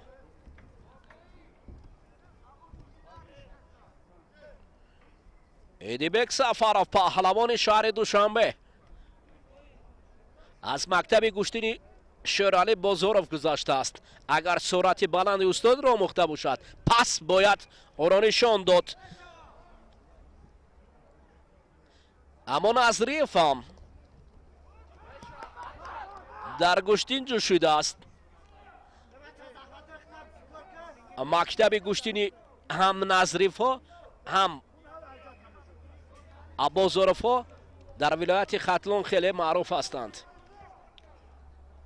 اوه در اینجا یک حالتی عجیب از جانب نظریف بود، اما نظریف برای چی باشد توقف کرد.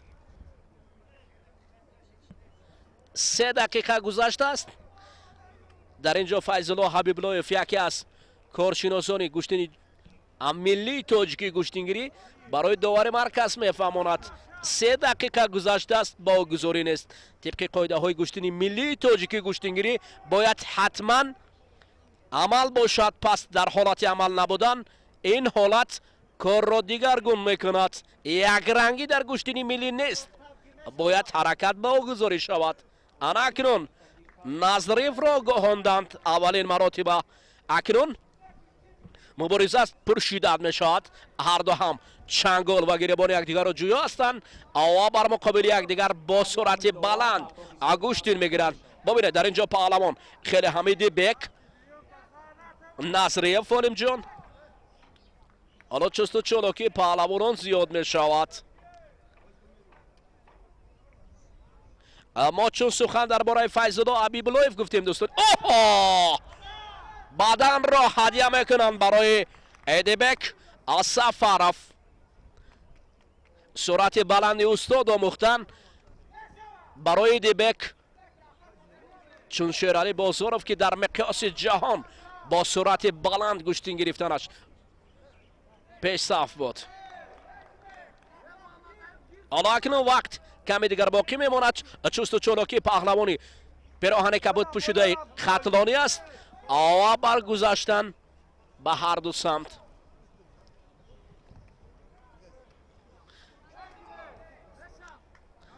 فیض‌الله حبیب‌الله‌یف را مترقب از فرزندانی و از مسابقات گوشتینی سامبو گوشتینی ملی تاجیکی گوشتینی جدا در ولایت ختلان. از سلاله حبیب‌الله‌یف ها خیلی هم مشهور هستند. باز بعدن نه این نوبت идибек ба мақсад наздиктар аст нисбат ба рақибаш олимҷон. дигар дасту по кор кардан алакай ба қулаи зафар идибек наздиктар аст.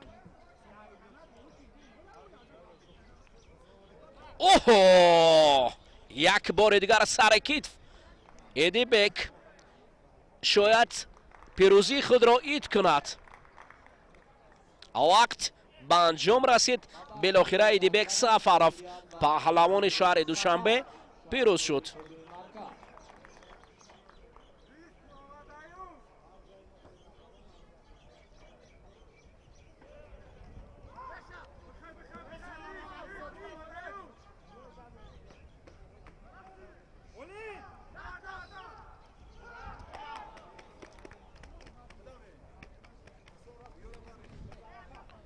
ҳолати такрор ҳамро дидем дар ин ҷо. ова акнун рафта рафта қисматҳо ба марҳилаҳои ниҳоӣ наздик мешавад.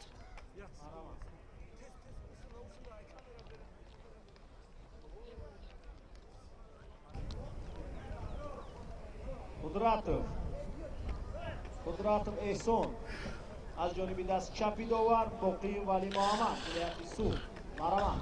роғибон ва ҳаводорори гуштини миллии тоҷикӣ гуштингирӣ акнун ҷуфти вазн мешавад. эҳсон Қудратов паҳлавони шаҳру навои тоби марказ бар муқобили рақибаш Боқи Вали Муҳаммад паҳлавони суғдӣ аст.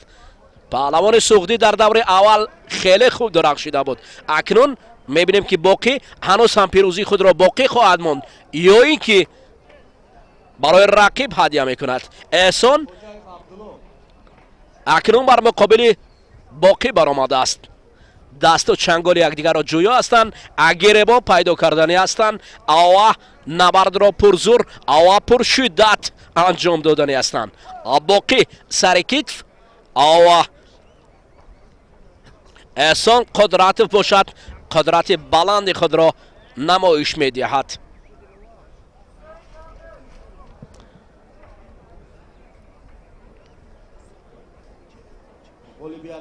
боқӣ навбати дигар эҳсон самти дигарро пеша мегирад. ава мубориза пуршиддат, ава бо шуру шавқ идома дорад.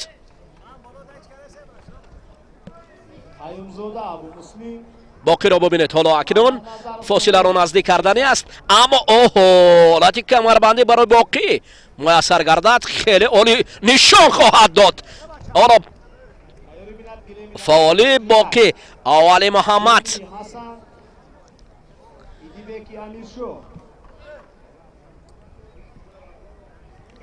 дар вилояти Суғд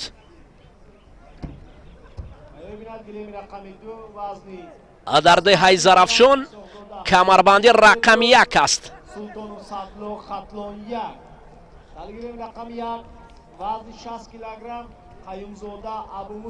оҳо Боқӣ фаъол аст. рақиб аз маркази майдон дур мешавад.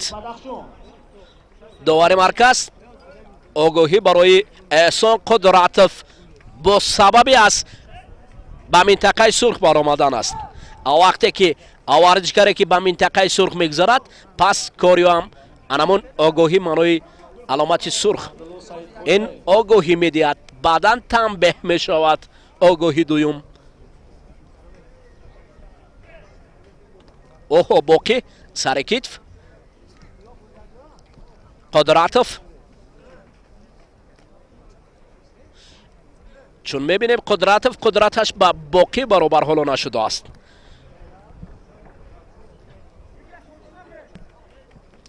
эҳсон бояд эҳсос кунад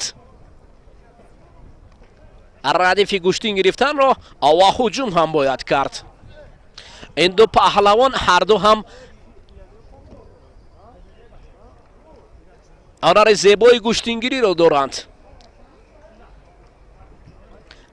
ана диде дӯстони азиз, барои чӣ дар гуштини миллии тоҷикӣ намешудааст? мешудааст ку вақт аст, қоида аст, аммо дар гуштиниҳое ки 45 дақиқа гуштин асту ҳеҷ натиҷа нест. از این گوشتین هیچ کس طرفدار نیست. انا این است گوشتینی ملی. وقت است، قاعده است، قانون است، نبرد است، تماشاش هم جالب است.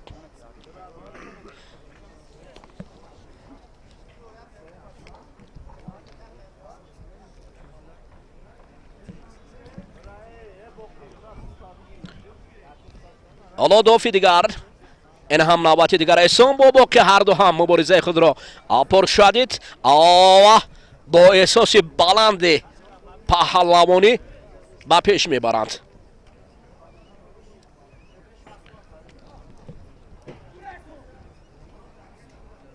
رفتن از پای مهارت بلند را طلب میکند.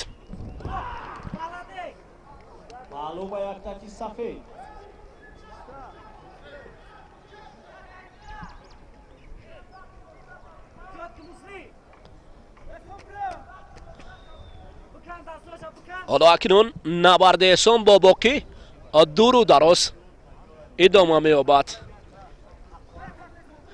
این پهلوانان 65 کیلو نبرد خود را پرشدت، جذاب و جالب خواهند کرد.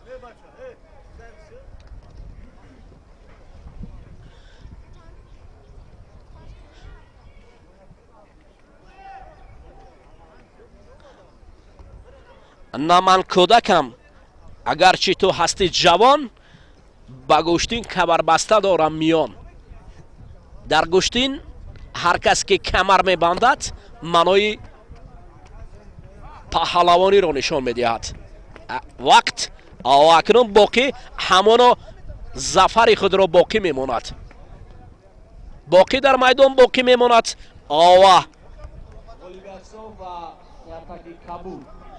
احسان باشد از ادامه رقابت ها محروم می شود.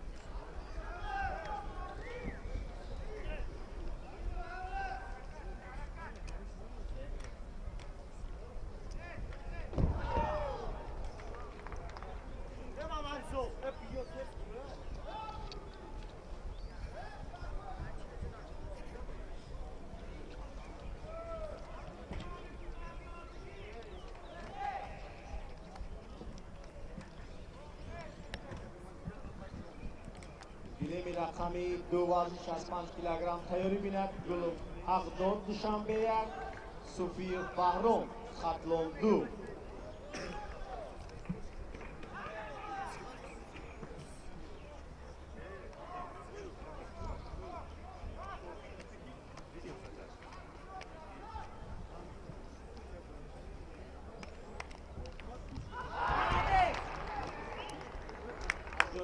راستی داور اسحاق‌زاده حسین دوشنبه، از جانب دست چپی داور سلطان صدلا خطلانگیان. دوستانی عزیز اکنون یک تکی سفید حیمزاده ابو مسلم دوشنبه. غالبان دور اول در وزن تا 65 کیلو در سرگروه بی اولین جفت به نبرد برآمدند. پیراهن سفید به بر کرده است حسین اسحاق‌زاده شاگرد شیرعلی بازاروف. بر مقابل او برآمده است سعدالله سلطانوف پهلوان خطلانی شاگرد انور ایمعطف.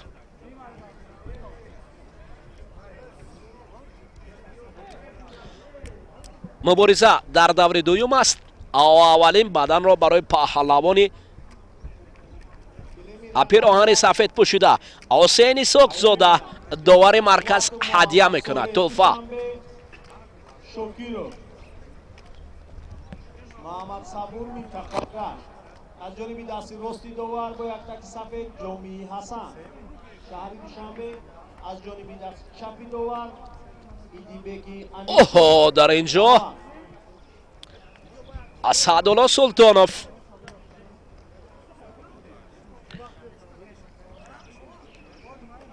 یک لحظه فاول شد، اما حسین ساخزاده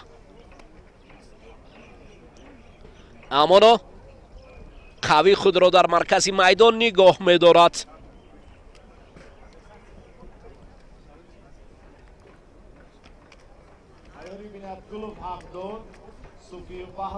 اینجا باز شور و شوق زیادتر می شود.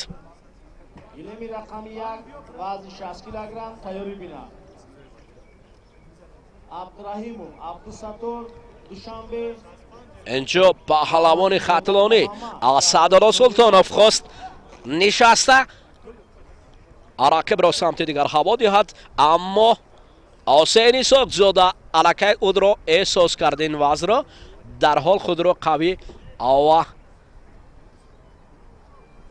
مستحکم سمت دیگر نگاه داشت. حالا اکنون ببینید حسین امکانیت زیبا را پیدا کرده است. آور رقیب باشد. اوه، از مرکز میدان بر آمدن این معنای آگاهی است.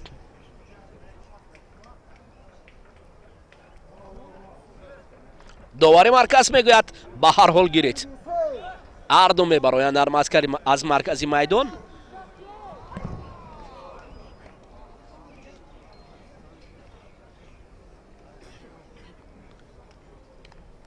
حالا اکنون چسبش آواز جاذبیت زودتر می شود. اما ببینید اسحاق زاده اسعدالله سلطانوف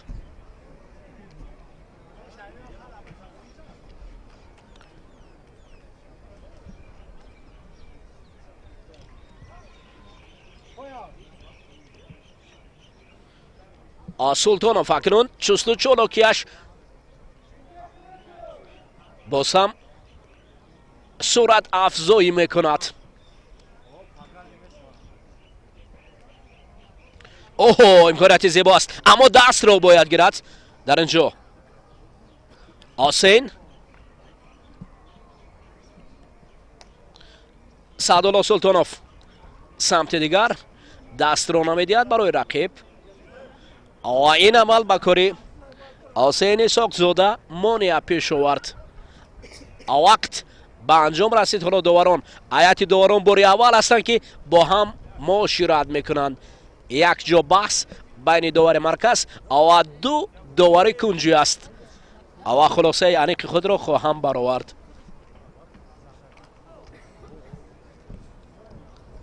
گیرو پیش صف آگاهی. اکنون آگاهی برای سعدالله سلطانوف. معلوم بود که سعدالله کم فعال بود.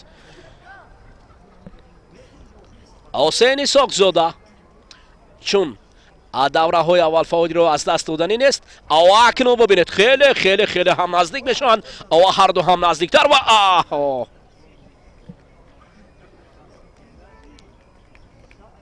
این دو پهلوان انقریب که قوه ها برابر هستند. بدن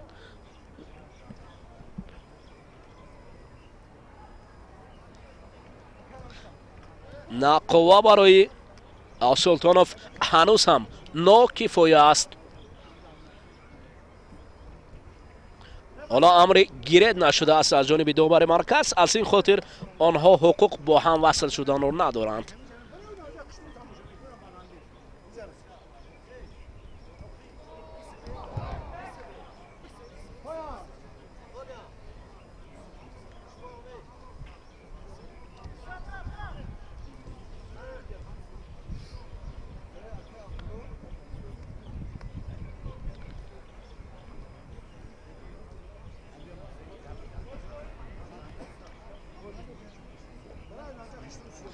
برآمدن هر لحظه برآمدن از مرکز میدان این کم فعالی پهلوان را نشان میدهد.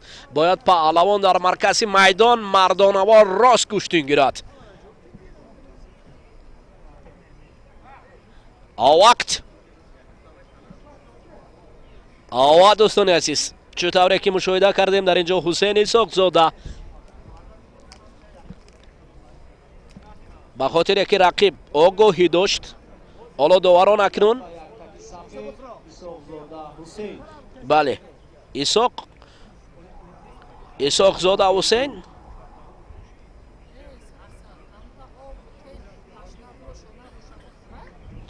غالب دانسته شد، هرچند افضلیت کمی در کم بود.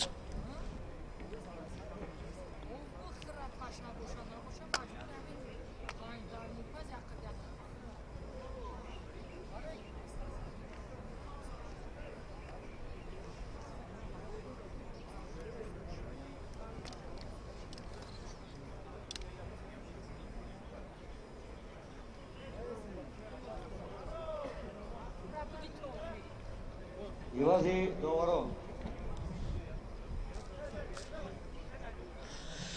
акнун дӯстони азиз, аз ҷуфти арзишманд байни ҳам мебароянд. Ду паҳлавоне ки дар гуштини миллии тоҷикӣ гуштингирӣ ҳарду ҳам таҷрибаи ғанӣ доранд.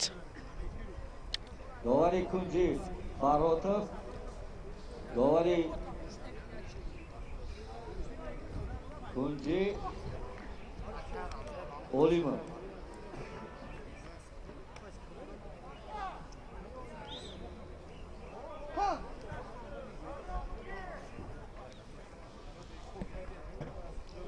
راستی دوار با یک تک سفید گل اقدار شهر دوشنبه از جانب دست چپی دوار سوفیو بحرام خطلان دو درگیری به رقم یک گلی بیاد با جومی حسن.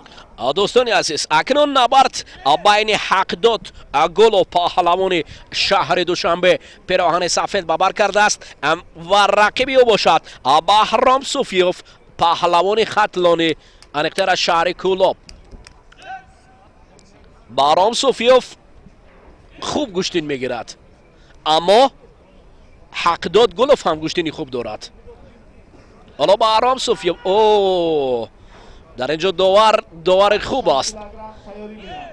ببینید چگونه عملهای زیبا را داور مرکز نشان میدهد. محمد جان میرزایف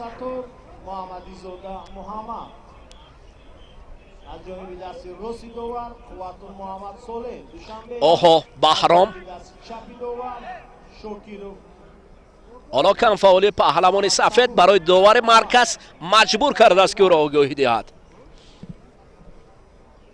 حقداد گلوف، بحرام سوفیف،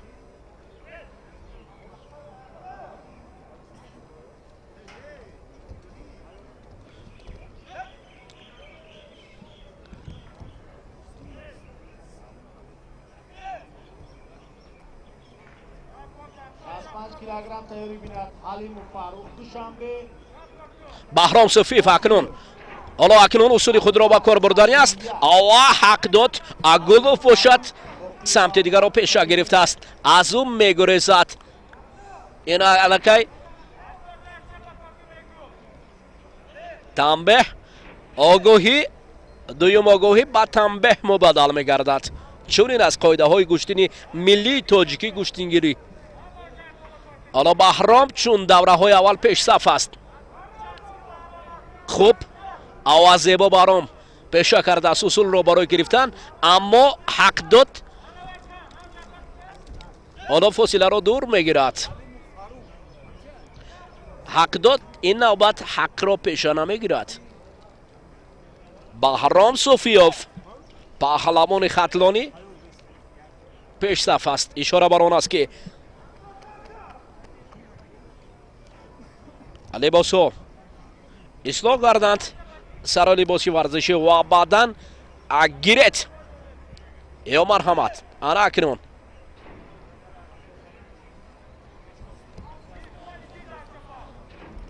بحرام دست چپ را گرفت است، دست راست را گرفته است. حقداد باز گوشتین نمیگیرد.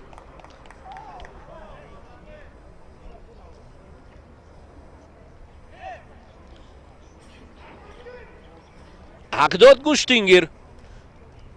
حالا صدا از کنار میدان است.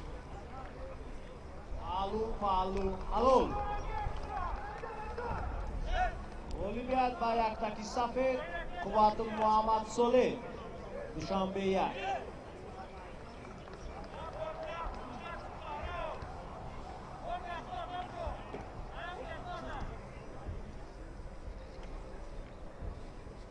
حالا بحرام فعال است. معلوم است که بحرام چست و چالاکی است. یک نوبت دیگر بحرام باقی مونده بود.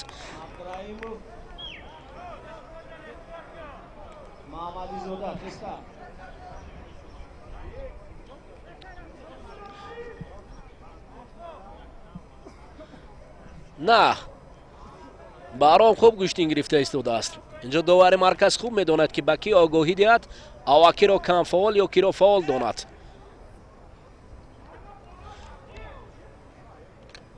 حق دادم گوشتین گیری خوب است، اما حالا که در این نبرد اما این با پورا اوه بهرام اکنون کم فعال می شود. انا اکنون حق داد، لحظه پیش صف شد. انا اکنون این نوبت کم فعالی بهرام او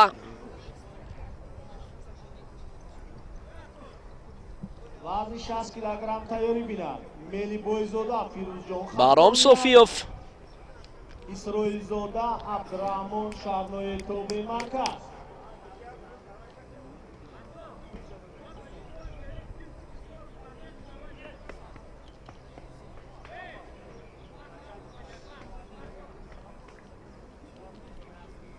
بهرام سوفیوف خوب گوشتین میگیرد، خلا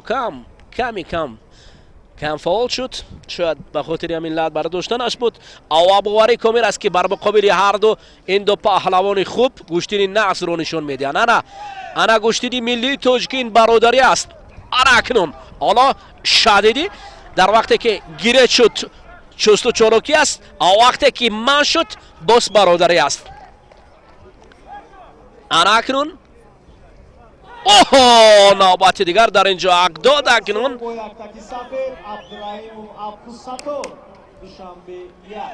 گیرد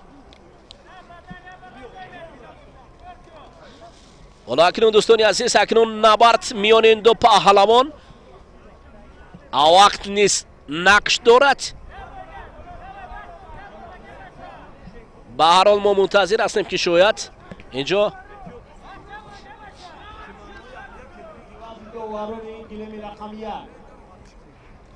دواری بالای گیلم خوجانجیدو، دواری کنجی اسکندری اوبایدلو، دواری کنجی شریف رحمان علی.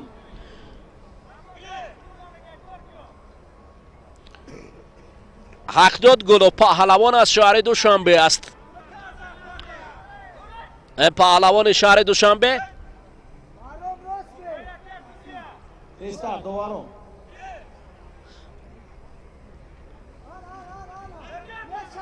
نه وقت به انجام میرسد. دوستانی عزیز بله سوفیف بحرام در اینجا با قسمت های مینبده راه می رود. از جانبی دست راستی دوار ملی بویزوده فیرون اطلون یک. از جانبی دست چپی دوار اسرائیل زوده عبدالرحمن شرنوی توبه مرکز. اکنون دوستانی عزیز جفتی نوبتی هم میبراید. حالا ابوبکر بوکیف این نوبت لباس عوض کرد. اون نوبت با پیراهن سفید بود، این نوبت با پیراهن کبود میبراید. اما فاروق حلیموف پهلوان پیراهن سفید پوشیده قبلی این نوبت هم با همون سر لباس سفید میبراید. خدای نظری اشورزاده خطلان دو از جانب دست راستی دوار گیلم رقمی دو وزن 65 کیلوگرم حلیموف فاروق دوشنبه. از جانب دست چپی دوار بوکیف ابوبکر خطلان یک. دوستانی عزیز فاروق حلیموف پهلوان شهر دوشنبه بر مقابل فرزند یکی از پهلوانان نامدار جمهوری تاجیکستان ابوبکر بوکیف فرزند رستم بوکیف میبراید. پیراهن کبود بابر کرده است ابوبکر، چست و چالاکانه ببینید از هر دو جانب. فاروق هم گوشتنی خوب در دور اول نشان داد، اما بر مقابل ابوبکر بوکیف چی عمل را انجام داده میتوانسته باشند. سهراب بوکیف برادر ابوبکر بوکیف است. در گوشتنی جدا سهراب بوکیف در وزن تا 60 کیلو مبارزه میبرد. اوه ابوبکر اکنون سمت دیگر را پیشا گرفت. فاروق باشد از منطقه کبود بیرون میشد. منوی اولین آگاهی برای فاروق.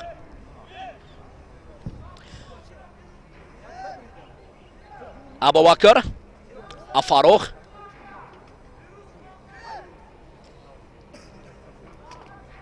ҳоло дасту чангол ҳарду боло заданд.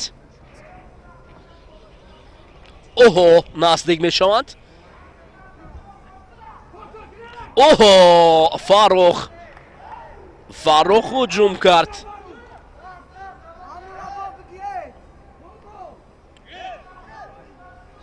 фарух халимов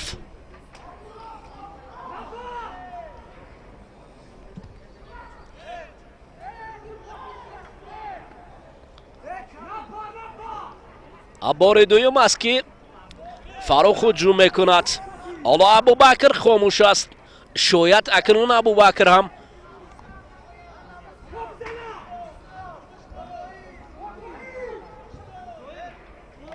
ҳоло фарух акнун акнун абубакрро гоҳӣ медиҳанд.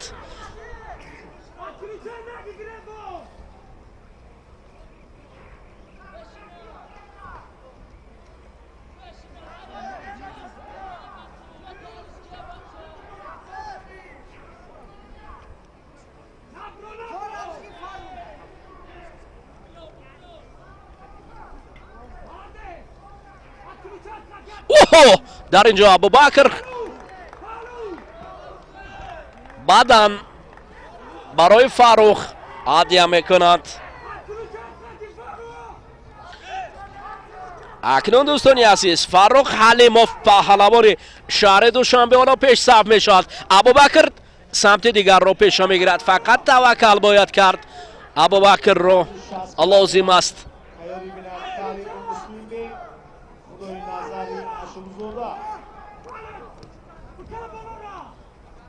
ҳоло ҳанӯз ҳам кор ба анҷом нарасидааст.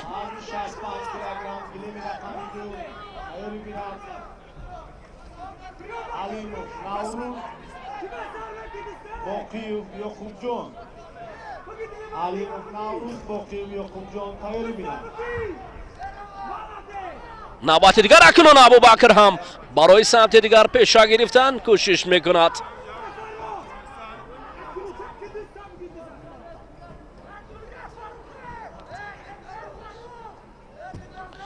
фарух алимов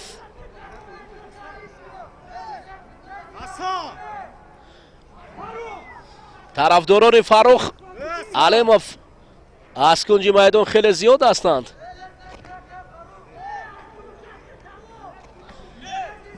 абубакр бокиев бошад. оромона акнун самти дигар пеша гирифтааст. ава бубинед ҳоло акнун чусту чолоки ҳарду паҳлавон ҳам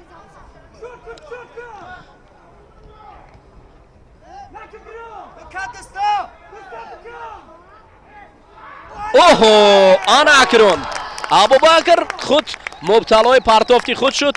ава фарух халимов ин навбат пирӯз шуд. офарин.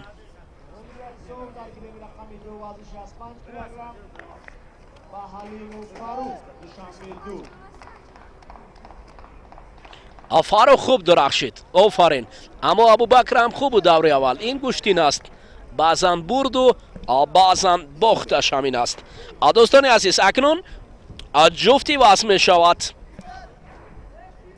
баъд аз тамошои анамин абубакр дар ин ҷо метавонист ки ҳуҷум кунад, аммо мутаассифона худ мубталои усули худ шуд.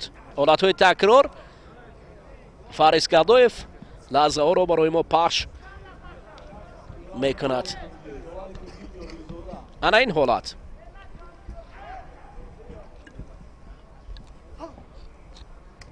аммо кори бокиевҳо ҳанӯз тамом нашудаанд. боз як бокиеви дигар мебарояд. аммо ин бокиев аз вилояти мухтори кӯҳистони бадахшон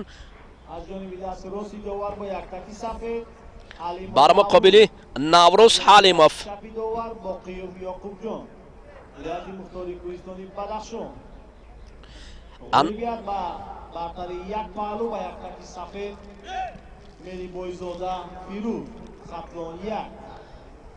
набарди паҳлавонон дар ин ҷо шурӯъ шудааст.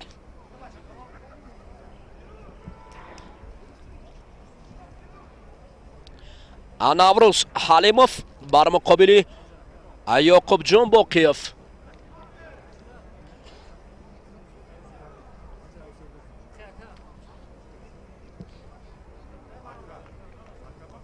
Бокиев баданро соҳиб мешавад. таҷрибаи гуштини Ёкуб ҷон Бокиев дар гуштини милли тоҷикӣ гуштингирӣ хеле зиёд аст. ин паҳлавони пироҳани кабудпӯшида дар миқёси ҷаҳон нест дар гуштини ҷудо гуштин мегирад. дар вазни то 66 килои гуштини ҷудо ҳунарнамоӣ мекунад.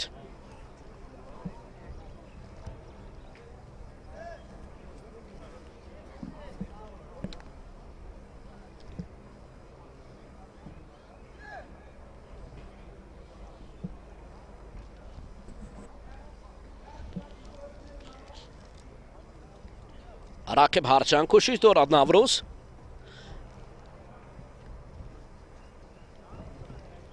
гилеми рақами 265 килограмм даври сеюм тайёрӣ мирад. хайрандеш имрӯзода эркаев сорбон. аммо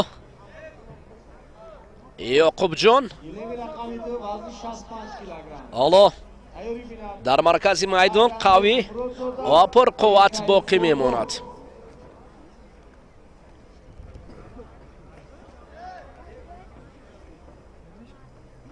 гилеми рақами 160 килограмм даври сеюм тайёрӣ бинад. қуввату муҳаммадризо абдуллоев иброҳим.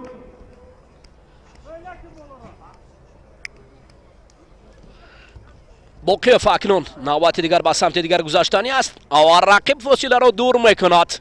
Ёкубҷон бошад то рафт барои наздик шудан ба ҳариф кӯшиш дорад.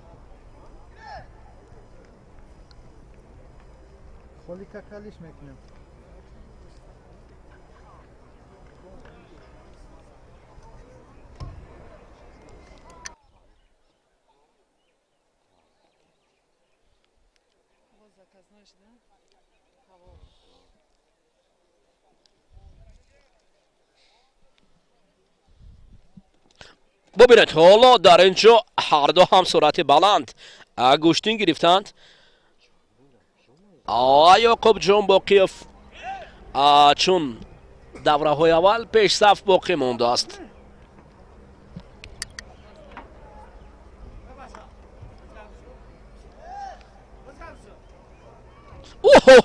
сарекет ва хеле моҳирона. офарин. ана ин аст сарекетфи олие ки дар гуштини милли тоҷикӣ сари севҷӣ мегӯянд. офарин. Ёкубҷон Бокиев такя ба таҷрибаи ғании гуштингирияш хеле хуб дурахшид. ин паҳлавони аванҷӣ вилояти мухтори кӯҳистони бадахшонро маърифӣ мекунад. ин паҳлавони пирроҳани кабудпӯшида аз ноҳияи аванҷ. ана акнун ванҷ ганҷаш дар ҳамин Бокиевҳо будааст ки бо ҳунари зебояш хеле ҷило дод.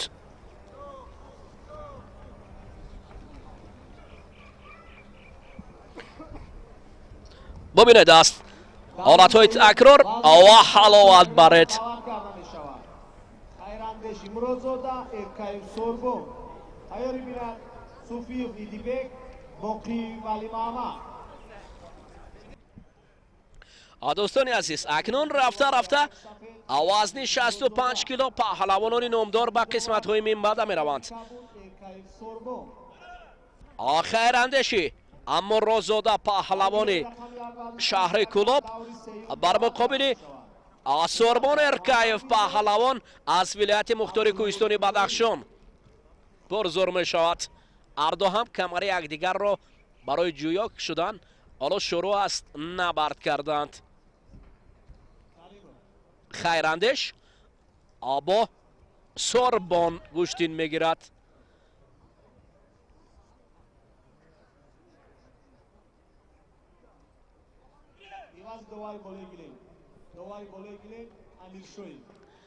ҳар куҷое ки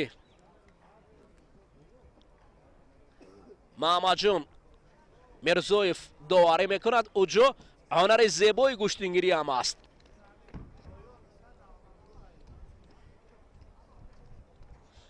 довар чӣ гуна паҳлавон намуна аст. анамин доваре ки бовар кунед аз ҳаракатҳои ҷолиб ва адолатона пеша гирифтанаш аловат мебарем. огоҳи аввал барои сорбон оҳиста меронад.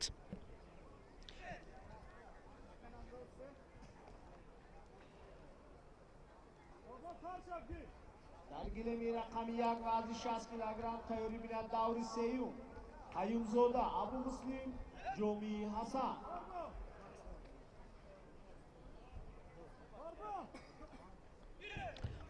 агирет ҳар навбат довари марказ садо баланд мекунад. сорбон хайрандеш ава ҳоло имтиёз боз ҳам ба самти хайрандеш аст.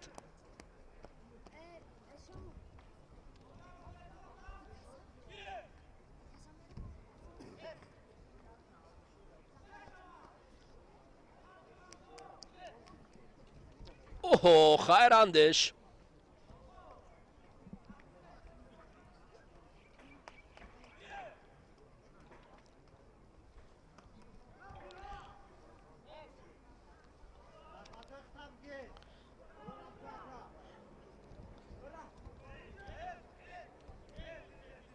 истед чун довар амр кард аварзишгар паҳлавонони азиз истед пас истодан аст. асорбон хайрандеш акнун оҳо як баданро хайрандеш дурандешона ба даст мегирад. офарин.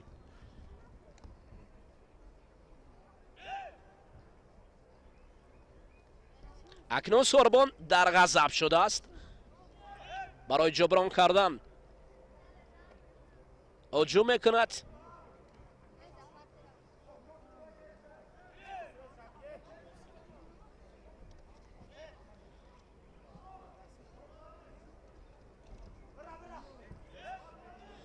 اینجا хайрандеш бошад чун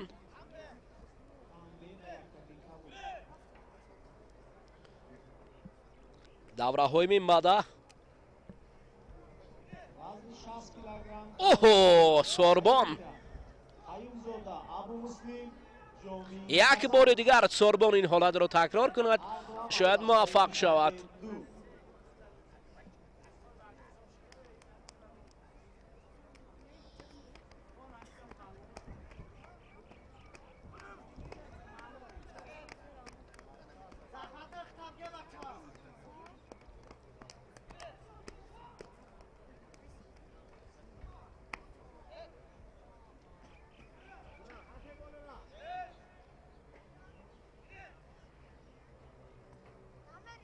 یادا کم فعالین پهلوانان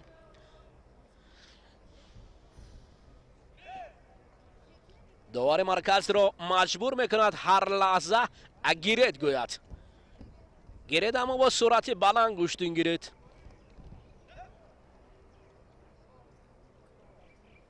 انا این باد و هوا در این فصل زیبای بهاری برای پهلوانان روزی نکو و روزی خیلی هم موافق را هدیه کرده است.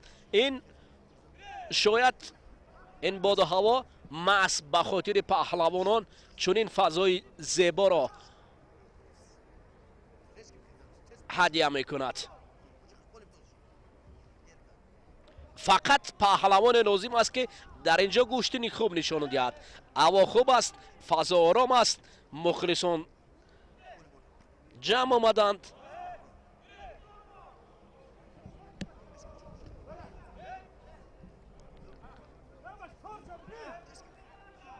وقت به انجام رسید. اکنون وقت معین کرد به فکرم خیراندیش رو غالب. سوربانی نوبت آهسته راند اما خیراندیش باشد سرعت افزایی کرد.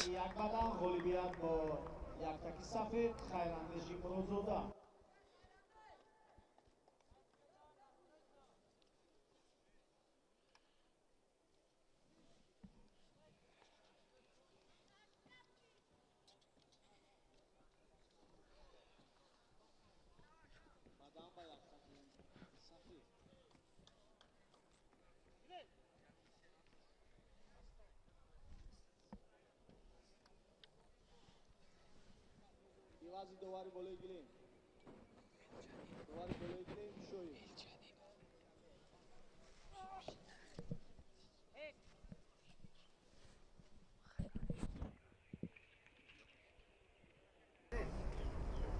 وزن 65 کیلوگرم تیاری بینم.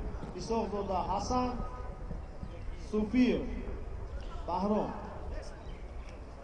از جانب دست راست داور سفرov ایدیبک. از جانب دست چپ داور باقی ولی محمد ولایت سوم. دوستان عزیز اکنون عباس هم غالبان دو دور اول به میدان برآمدند. باقی اولی محمد پهلوان سعودی است که پیراهن کبود به بر کرده است با ایدیبک سفرov پهلوان شهر دوشنبه گوشتین میگیرد. خیراندش مرادزاده پهلوان شهر کلوبه که در این پیشتر غالب برآمد شاگرد یکی از مربیان تجربه دار عبدالله است.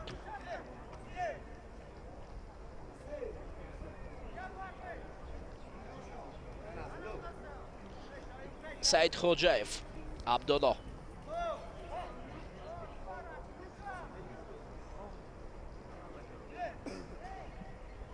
حالا پهلوان سعودی باقی با ایدیبک سفرov گوشتین دارد. ایدیبک سفرov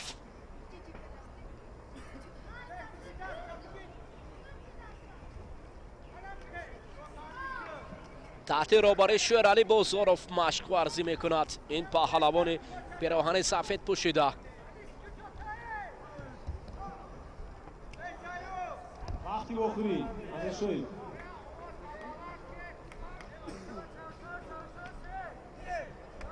اولیویت با برتری یک بدن با یک ککی سفید قوت محمد ریزو. حالا قسمتی از ایدیبک تقاضا میکنند اول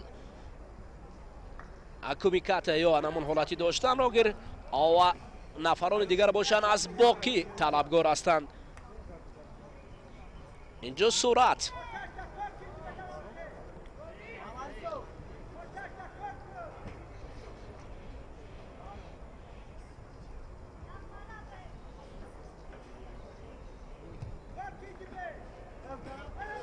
ایدیبک سفرov کوشش بحر افتادن رقیب است. باقی باشد میخواهد که باقی ماند در این میدان. از جانب دست راست داور قیومزاده ابو مسلم شهر دوشنبه. از جانب دست چپ داور جامی حسن شهر حالا نبرد چست و چالاکی و اوه باقی خیلی چالاک است. باقی خیلی چالاک است. ایدیبک سفرov باشد اونیس نبرد خود را پر زور و پر قوتر میخواهد نشان دهد. باز نوبت دیگر و هجوم های طرفین هر دو هم کوشش دارند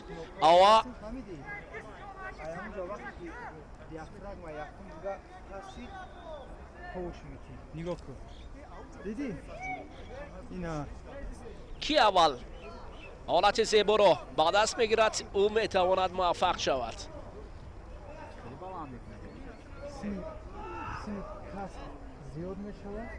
اوه باقی حالا اکنون رقیب را از مرکز میدان دور میکند.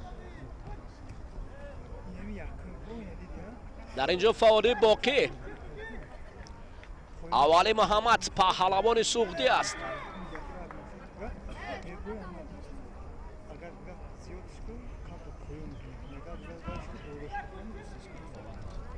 اما ایدیبک سفرov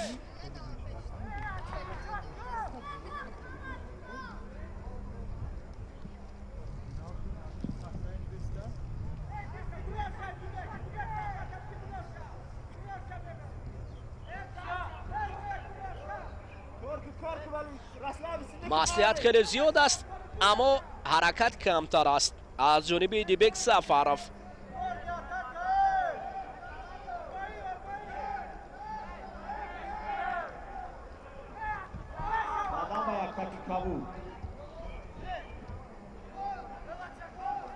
аз маркази майдон дур нашав Идибек Сафаров. дар ин ҷо дастро чаро раҳо мекунад Идибек. 65 килограмм тайёрӣ меёбад исоқзода ҳусейн Суфиев Бахром.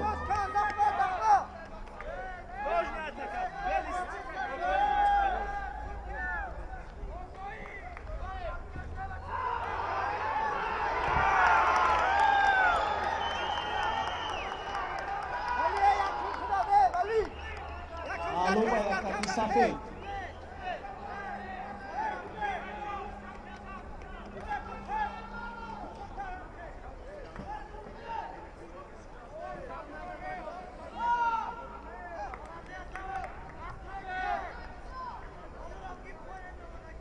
حالا دوستان عزیز اکنون هیئت داوران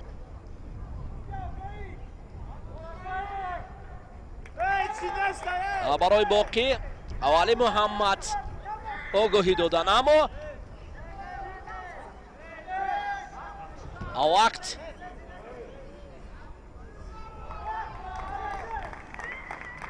در اینجا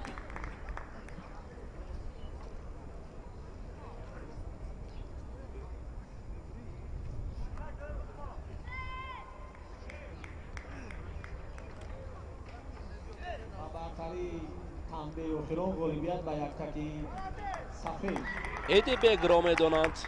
Сафаров Идибек шаҳрнои тобеи марказ.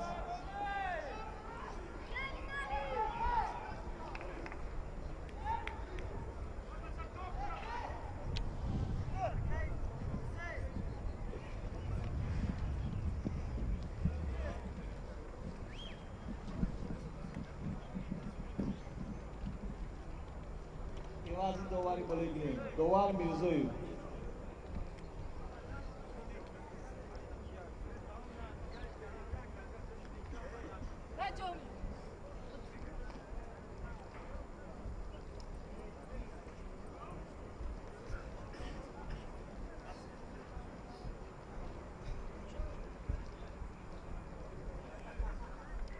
از جانب دست راست دوار исоқзода ҳусейн душанбе، از جانب دست چپی دوار با یک تکی کبود سوفیев بهرام خطلاندو. اکنون دوستانی عزیز حالا جفت نوبتی میبراید. در اینجا исоқзода حسین پهلوان شهر دوشنبه با بحرام سوفیف پهلوان خطلانی است. نبرد وزن 65 کیلوگرم حلیم فاروق بوکیев یوکوب تیاری بینند. نبرد تو رفت پر شدید میگذرد. حالا ببینید اینجا پهلوان پیراهن سفید پوشیده исоқзода حسین بحرام سوفیف. گوشتنی خوب میگیرد بحرام سوفیف. حسین исоқзода او هم هنرش خوب است.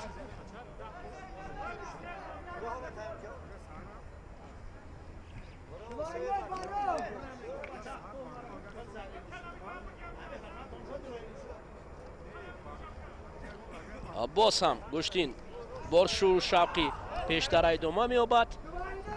آوا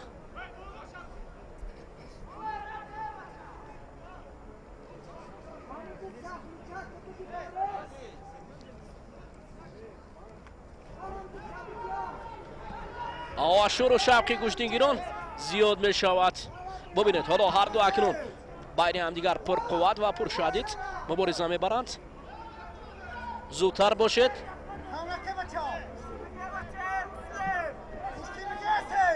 اوه بحرام سوفیف. اوه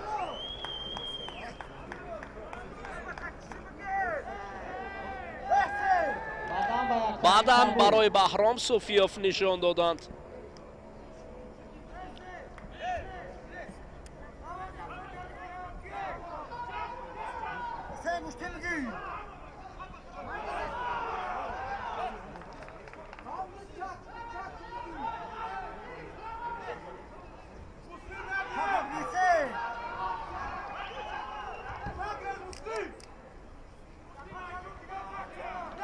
حالا اکنون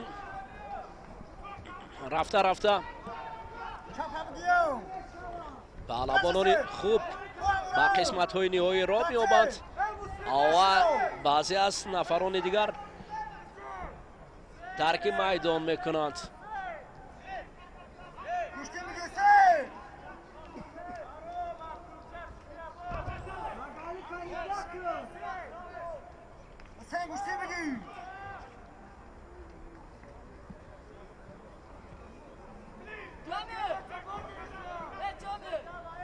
بحرام سوفیوف هرچند چند نوبتی که برآمد رقیبان از او از قد و قامت بلندتر میشتند، اما بحرام خوب گوشتین میگیرد. باور کنید حالا کم فعال شد اکنون بحرام. حسین اسحاق زاده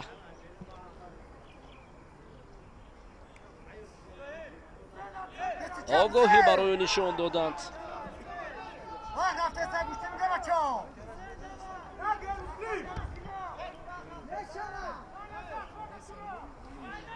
مبارزه زیادتر می شود و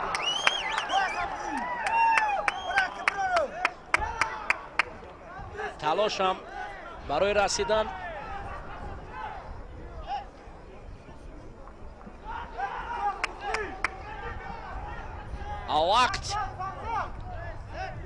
وقت را داور مرکز نشان میدهد.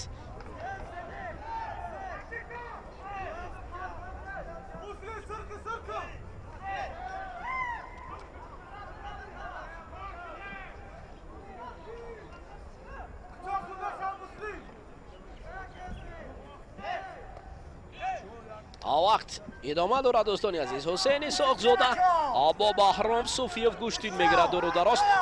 این وضع خیلی مرکب است و ببینید اکنون آفرین پهلو برای بحرام سوفیف. آفرین بحرام اکنون خوب گوشتین میگیرد.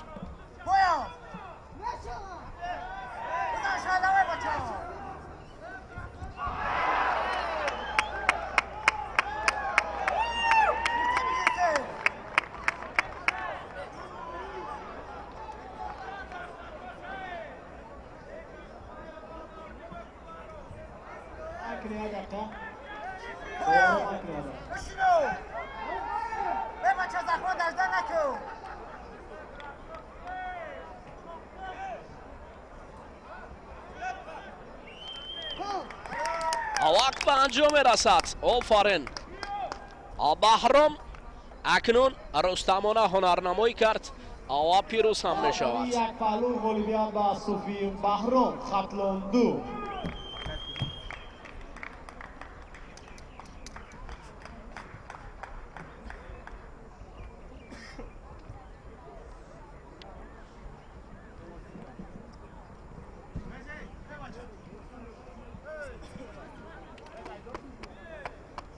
فاروق بوقیف یوکوب برابر از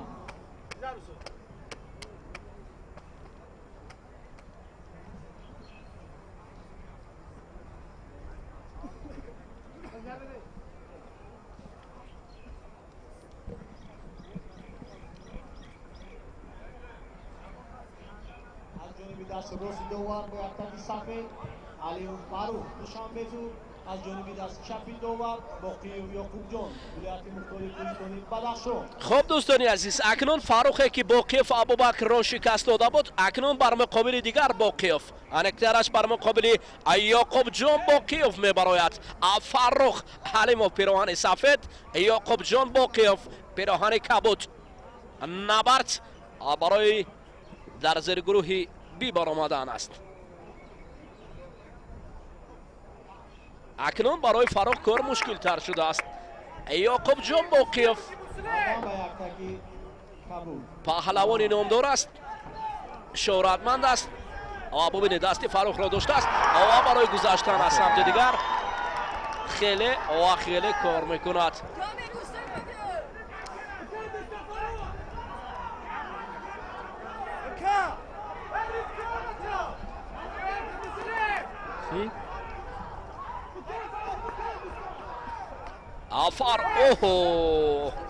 فاروق سمت دیگر گوشتین میگرفت.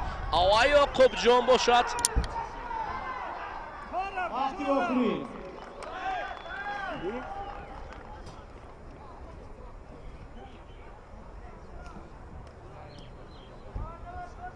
یعقوب جان باقیف اکنون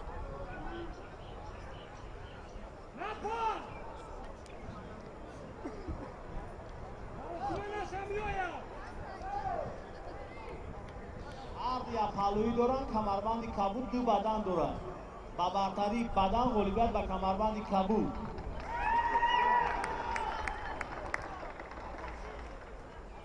در حساب تنبه هم افغانستان یک تنبه زیاد دارن. حالا اکنون یعقوب جان باقیف در غضب شده است. هجوم میکند. هر نوبت با سمت رقیب.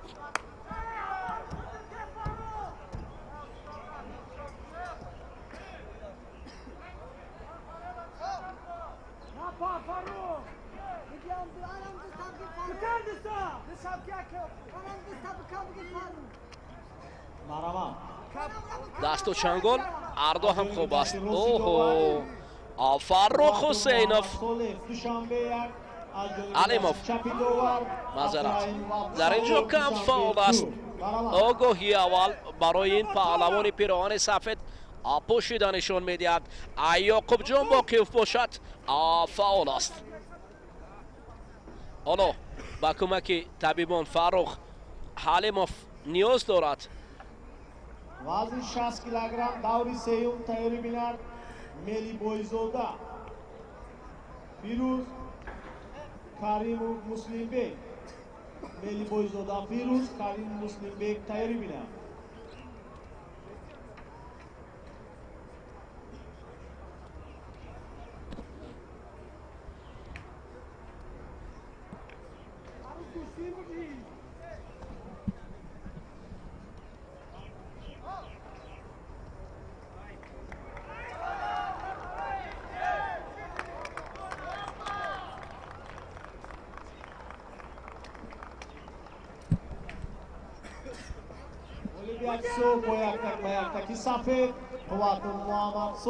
اکنون دوستان عزیز حالا یعقوب جان باقیف بر مقابل فاروق حلیموف هنوز هم دست بگیری بان هستند. ببینید یعقوب جان خیلی هم کوشش دارد برای نزدیک کردن اما فاروق میل به گوشتی نداشته باشد. شاید معلوم است که در اینجا یعقوب جان فعال است. فاروق را هر لحظه نزد خود می‌برد اما فاروق باشد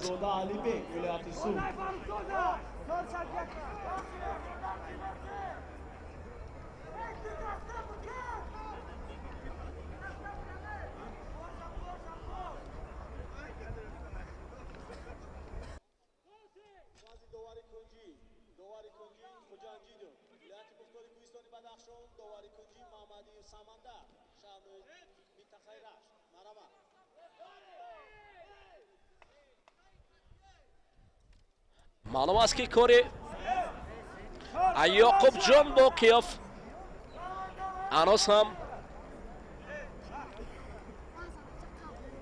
فعالتر است. از جانب دستی راسی داور با یک تک سفید ملی بویزوده فیروز خطمان یک. از جانب دست چپی داور کریم مسلم بیگ دوشنبه 2. اکنون ببینید حالا یعقوب جان فاروق سمت دیگر فاروق هم کوشش دارد برای افتادن رقیب. هر دو هم گوشتینی خوب میگیرند. هر دو هم توکل دارند به سمت یک دیگر.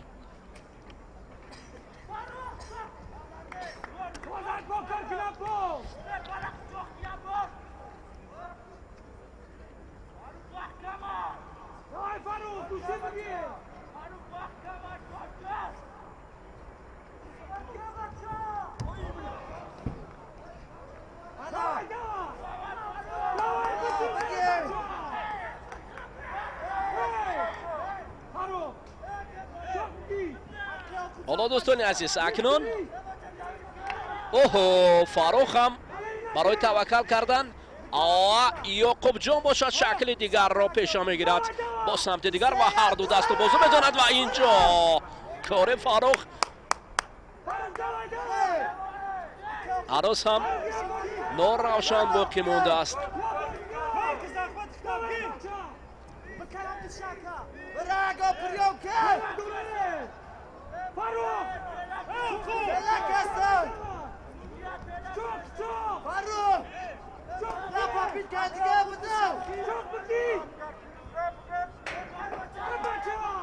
حالا فاروق هم در غضب شده است، جویا است با این پهلوان تجربه دار، اما یوکوب جان باشد برای افتادن رقیب کوشش دارد. هیچ نه،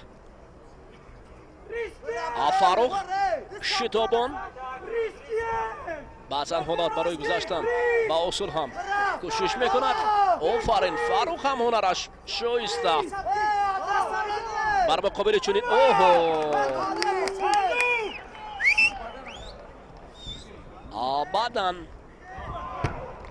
بعداً برای پهلوان یوکوب جان بوکیف نشان دادن. این حالت او را پیش میبرد و این کار میتواند که اگر رفتن گیرد نتیجه خوب را هم برای پهلوان پیراهن کبود پوشیدند. فاروق فقط باقی مانده است که دیگر توکل کند. وقت به انجام رسد همین طریق بوکیف یوکوب جان با بحرام سوفیف باید به دوره من بعد گوشتین گیرند.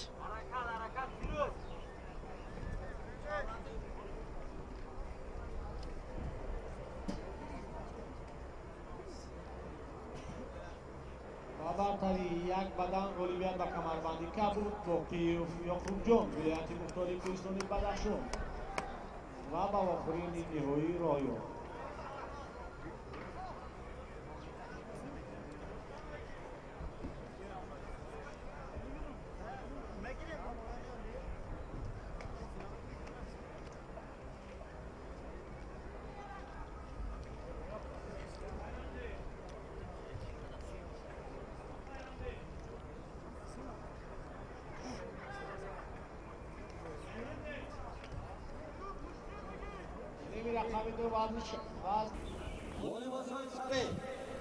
نمایندهی دسته خطلاندو خیراندشی مرادزاده، والیبازهای کمور نماینده شهری دوشنبه ایدیبک سفرov،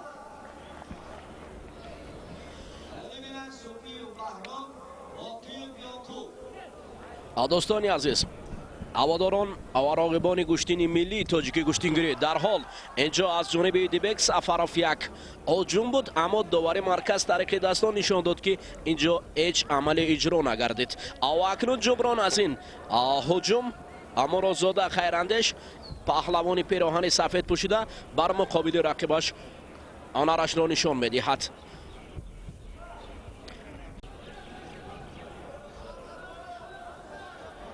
حالا اکنون برای ایدیبک از سفرov امکانیت زیبا است که رقیب را خوب داشته است، هم مستین و هم گریبان خوب گرفته است. آن نزدیک بیارد تا اینکه برای انجام دادن اصول معروف خود یا به قول دیگر اصولی که سر سیوجی میگویند در ما و اصول اسکندری هم نام میبرند با نامگذاری از پهلوانان نامدار تاجیک باید اجرا گردد، اما توقف است. این توقف یا حراس باشد بین این پهلوانان از یکدیگر. و اکنون در حالی که ایدیبک توقف میکند، پس رقیب در حال برای اجرای عمل کار میکند. نه، در اینجا ایدیبک هرچند امکانیت زیبا دارد، اما حالا هم راست ایستاده است و نمیدونم منتظر چی باشد. و خیراندش حالا در مرکز میدان نزدیکتر می آید.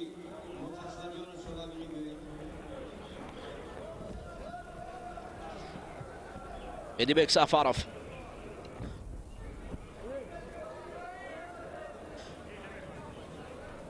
کار نکرد در اینجا، هرچند امکانیت زیبا داشت.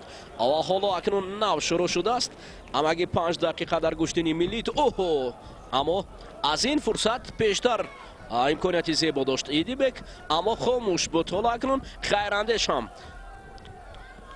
میخواهد که در برابر او مقابلیتی خوب نشان داد و ببینید دست کندن اما مبارزه بردن است. نه هنوز خیراندیش سرش کتف خواست اما ایدیبک باشد در دفاع خیلی هم قوی است.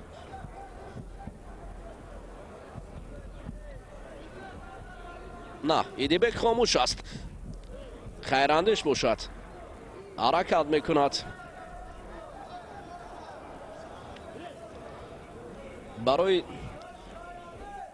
هوشیاری رو از دست ندادن باید عمل رو اجرا کرد.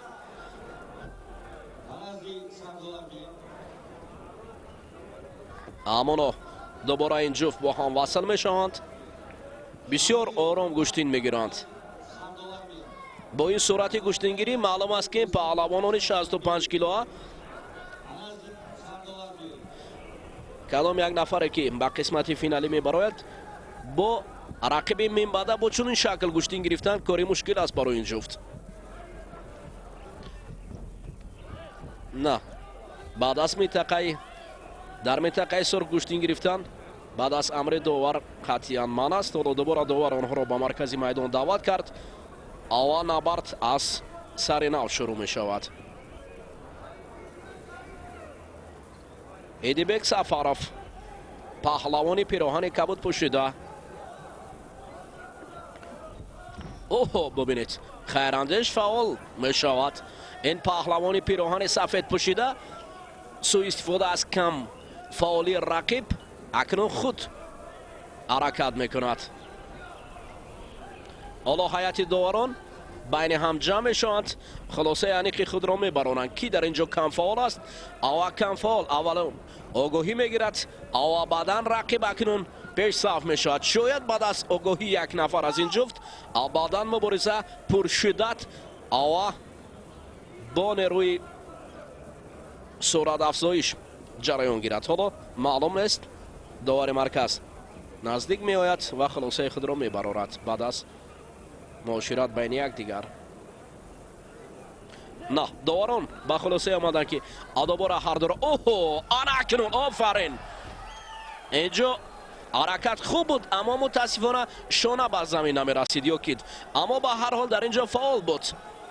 ایدیبک سفارov فعال بود. این پهلوان پیراهن کبود پوشیده اگر رفت با چنین شکل گوشتین گیرد چنین روش میتواند که را موفق گرداند. این امکانیت از اول لحظه های رقابت برای ایدیبک بعد از تو موجود میشد است که بعضا حرکت کردن به سود کار است.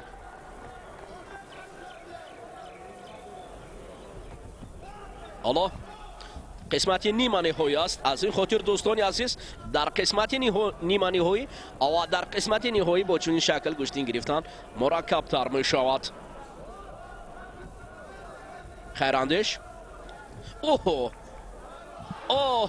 نوبت دیگر ایدیبک هم حرکت می کند. علاقه کمی آنها با هجوم میگذارند. وقت کم باقی مانده است. او رفته در حالت کم ماندن وقت فرصت باید ببینید گشته یا برگشته. اینجا ایدیبک خوب گوشتین میگیرد اما توقف بسیار تر میکند.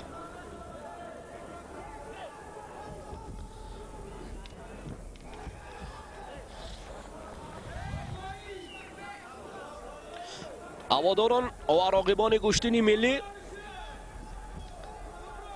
اوه خیراندیش حالا در سرتاسر کشورمون بخشیده به عید بین المللی جشن نوروز مسابقات جمهوریوی در نمود گوشتینی ملی جریان دارد. مخصوصا در شهر دوشنبه این معرکه ورزشی در سطح بلند برگزار میگردد.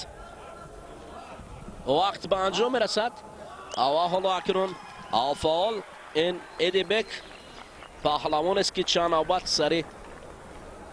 سر کتف هم کرد. اکنون میبینیم داور خلاصه یعنی خود را میبرارد و خیراندیش مروزاده هم تلاش برای پیروزی کرد اما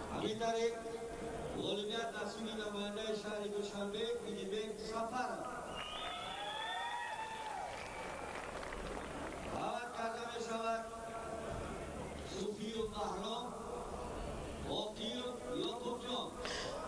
Номари бологири Изоев Мамадалӣ. анакнун ҷуфти ваз мешавад дӯстони азиз. бо иваз шудани ҷуфт бисёр ҳам ҷуфти бо ҳам муносиб мебароянд ду паҳлавони шинохтаи ҷумҳурии тоҷикистон, ду паҳлавоне ки дар миқёси ҷумҳурӣ ва яке дар миқёси ҷаҳон ҳунарнамоӣ мекунад. Бахром Суфиев пироҳани сафед ба бар кардааст ин паҳлавони ки дар ин ҷо ворид мешавад. паҳлавони шаҳри Кӯлоб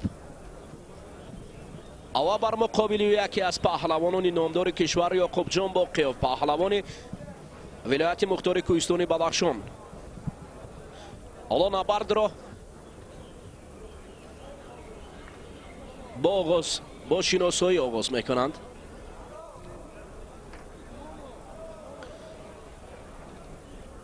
волейболшои сафед навайдаи дастаи хаттонду шаҳри Кӯлоб Бахром Суфиев ва навайдаи вилояти мухтори Кӯҳистони Бадахшон Ёкуб ҷон Бокиев. Суфиев Бахром дирӯз хеле хуб дарахшид. мин ҷумла ҳамчунин Ёкуб ҷон Бокиев паҳлавонест ки дар гуштини ҷудо дар мусобиқоти байналмилалӣ ҳунарнамоӣ мекунад. ин ду паҳлавон хеле хуб дар мусобиқоти ҷумҳуриявӣ дурахшидан. ҳоло Бахром даст ва гиребони рақибро доштааст. Ёкуб ҷон самти дигарро пешо мегирад ва ҳарду ҳам аз ҷой бармехезанд. пироҳани сафед ба бар кардааст Бахром Суфиев паҳлавони вилояти Қатлон шаҳри Кӯлоб ва Ёкуб ҷон Бокиев паҳлавони вилояти мухтори Кӯҳистони Бадахшон ва ноҳияи Ванҷ. оҳо кор то ҷое барои Бахром андаке мушкилӣ овардааст. бахайр астин огоҳири аввалро довари марказ барои Бахром. оҳо офарин ҳалол. ана ин онари зебои Ёкуб ҷон Бокиев буд. дурахши хеле ҳам зебо.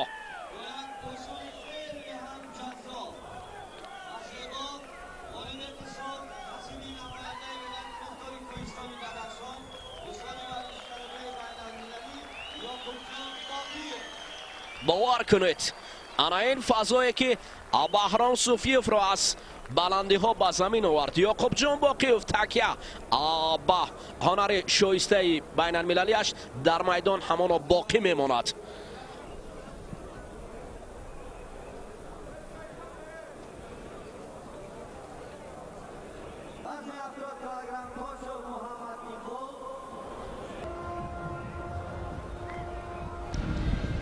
таваҷҷӯҳ боз ба рақобати дигар мекунем, ба муборизае ки боз ҳаминҷо паҳлавонон барои медали биринҷи вазни то 65 кило нерӯ месанҷанд.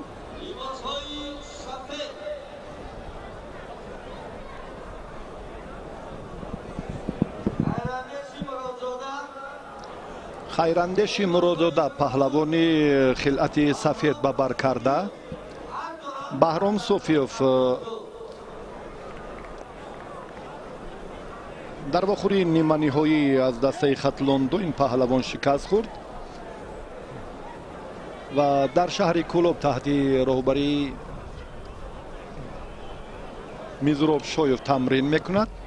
Пайрав Шоев ҳам таи чанд сол албатта инҷо ҳам якҷоя ду чеҳрае ки дар ҳамин вазни сабук дар мусобиқоти мухталифи мамлакат дар гуштини миллӣ ва ҳамчунин самбо ҷудо ҷоизадор ҳам шуданд.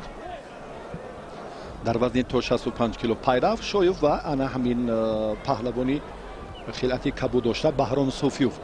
Бахром бисёр ҳам ғайри чашм дошт аз ҳарифи худ Ёкуб ҷон Бокиев мағлуб гардид.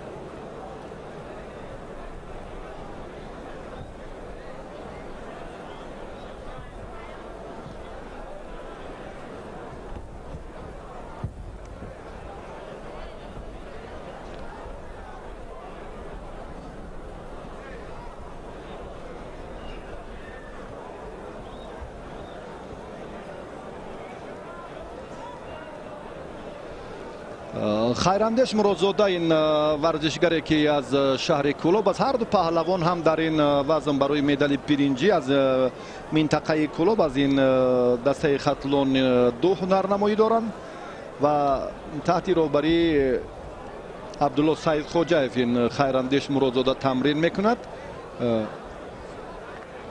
ва бахром Суфиев, чун гуфтем ки дар машқҳои ҳамешагӣ қаблан ҳам таваҷҷӯҳи мураббӣ Зариф Назриев бештар буд ва Мизроб Шоев ҳам пайваста дар идомаи нерӯсанҷиҳо ба ӯ нозукии касб ҳам омӯхтааст.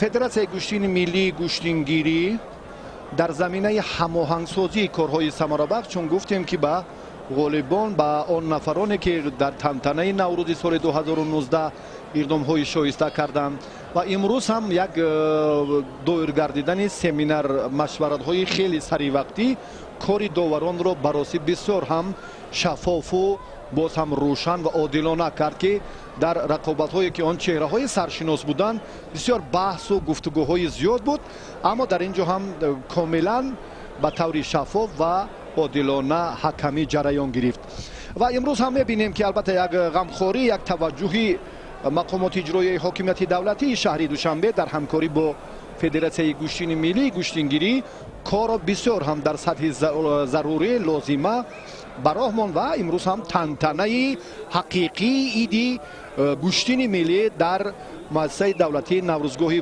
Пойтахт танинандоз аст.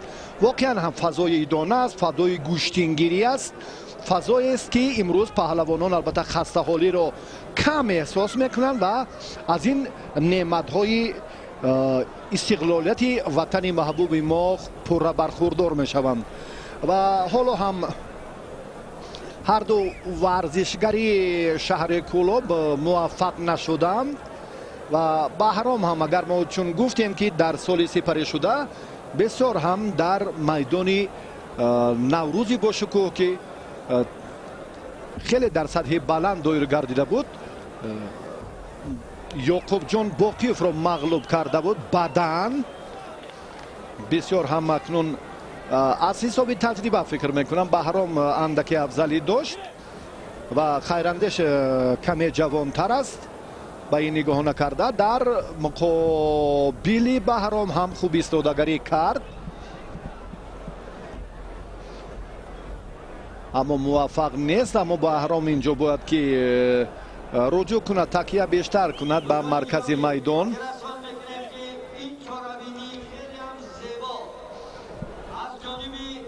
боз ҳам таваҷҷӯҳ мекунад, бибинед ки аввали ҳаракати худи паҳлавони бахром хеле хубтар аст, аммо усулҳое ки бештар истифода мекунад бахром дар муқобили ҳарифони қаблии худ дар се давр, дар муборизаи Хайриддин Муродзода он ба назар намерасад. ин аз он шаҳодат медиҳад ки ҳар ду паҳлавон якдигарро хубтар медонанд. бахром аз майдон берун шуд, огоҳӣ интизор аст ӯро. лакай танбе огоҳӣ қаблан ҳам дошт. бахром ин фурсатҳоро бояд ки сарфи назар накунад ва ҷиддӣ мубориза барад.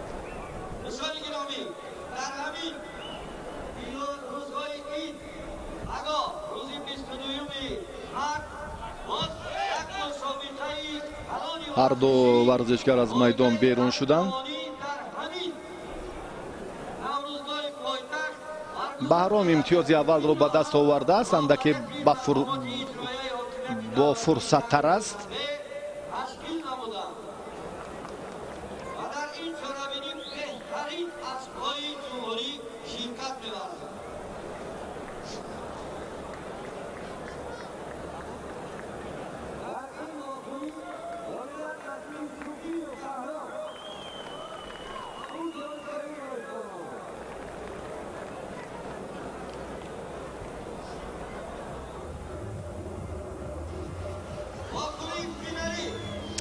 бо ҳамин тартиб мо ғолибро ҳам аллакай маърифӣ кардем.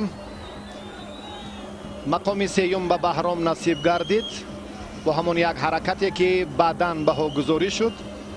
و با سپاس این ورزشکار هم تنبه هماگاهی و تنبه گرفت و اکنون بدن که داشت با همون امتیاز رقابت را خاتمه بخشید و سزاوار مدال برنجی شد در وزن تا 65 کیلو.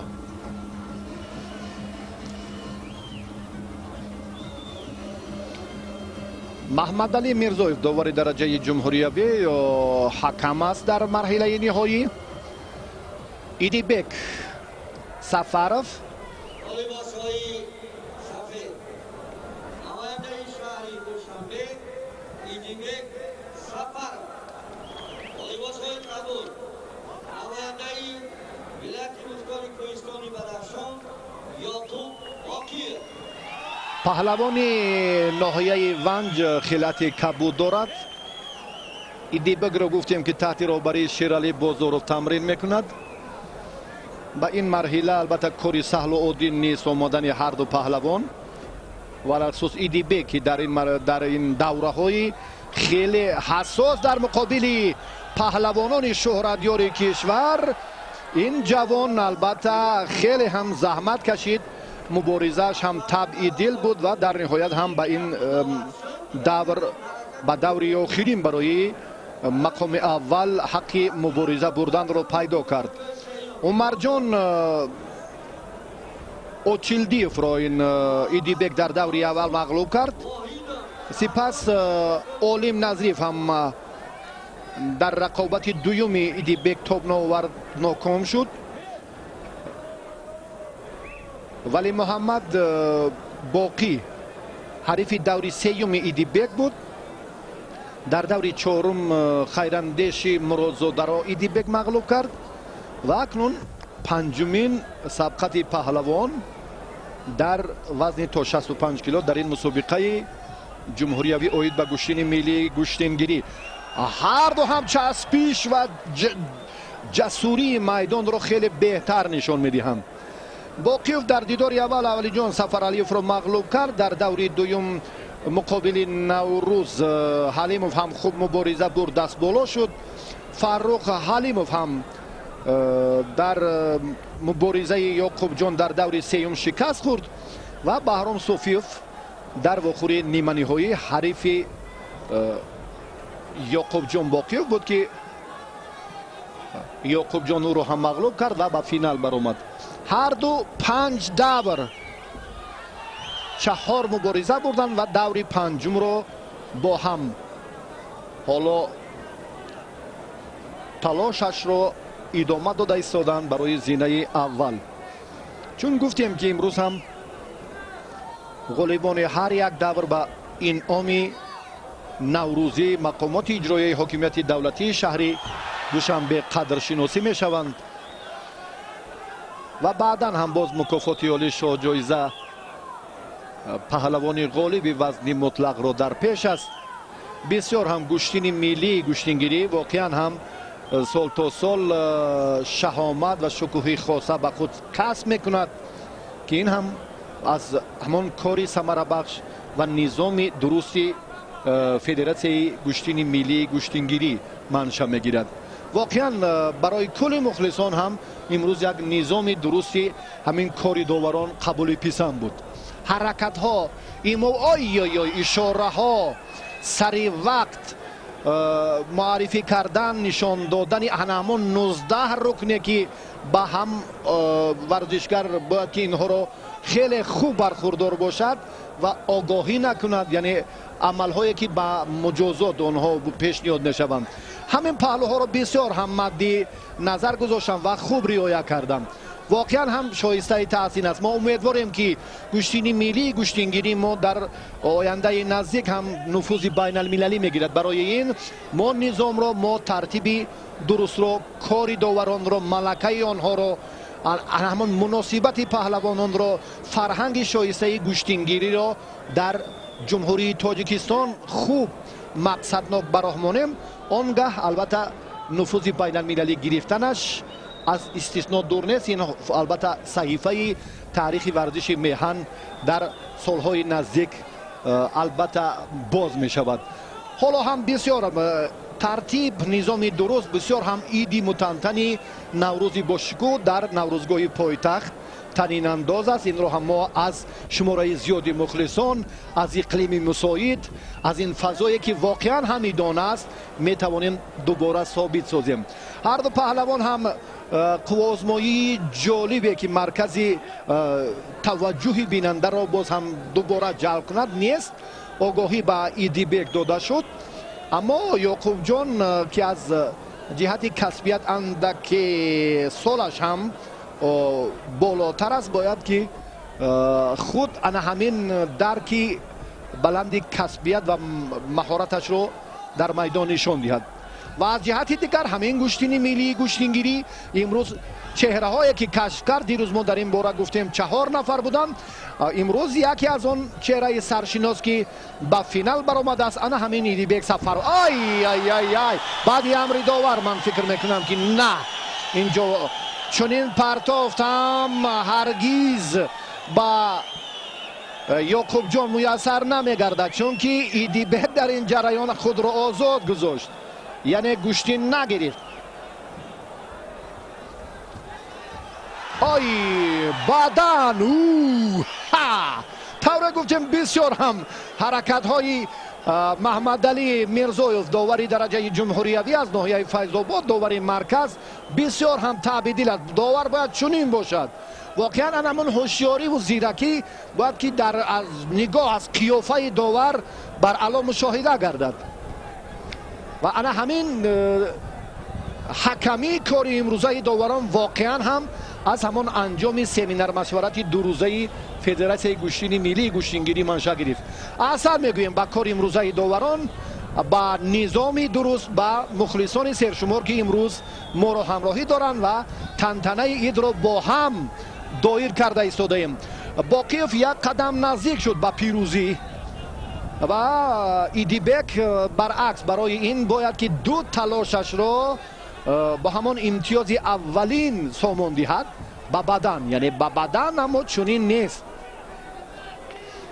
دقیقه آخرین جوان برومند خلعت سفید داشته تنبیه میگیرد و احسنش میگوییم نوبسته از آنه که رقابت را باخته ایستاده است.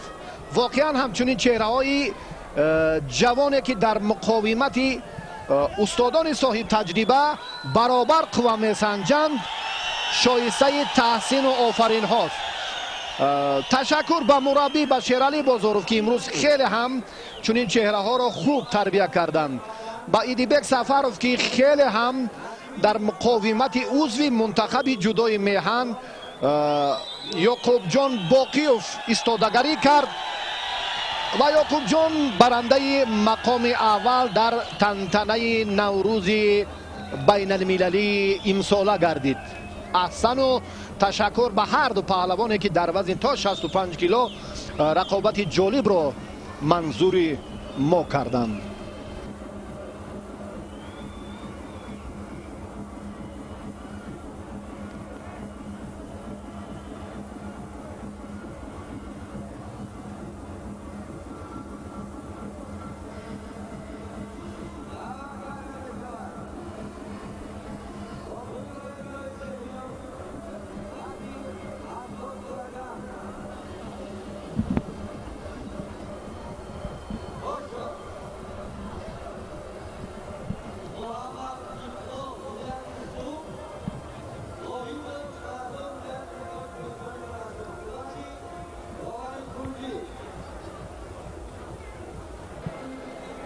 حالا غالبان وزن تا 65 کیلو با منبر افتخاری میبرایند.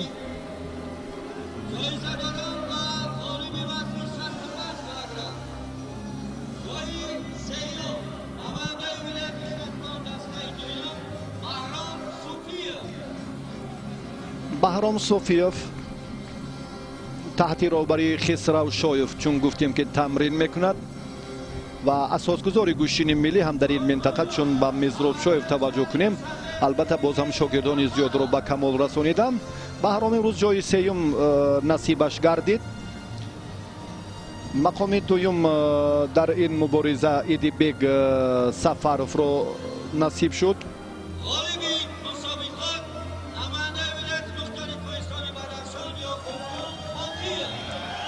Ёкуб ҷон Бокиев, паҳлавони хеле шӯҳратёри кишвар аз ноҳияи Ванҷи вилояти мухтори Кӯҳистони Бадахшон, дар муборизаи марҳилаи ниҳоӣ муқобили Идибек Сафаров ҳунараш афзалӣ кард ва ин паҳлавон сазовори зинаи аввал медали тилло гардид. ғалабаи паҳлавононро мо табрик мегӯем. комёбиҳои ин варзишгарон албатта боз ҳам дар оянда идома хоҳад ёфт дар гӯштини миллӣ, чунки боз ҳам моро тантанаҳои дигар, гӯштинҳои миллӣ дар манотиқи ҷумҳурӣ дар пеш аст.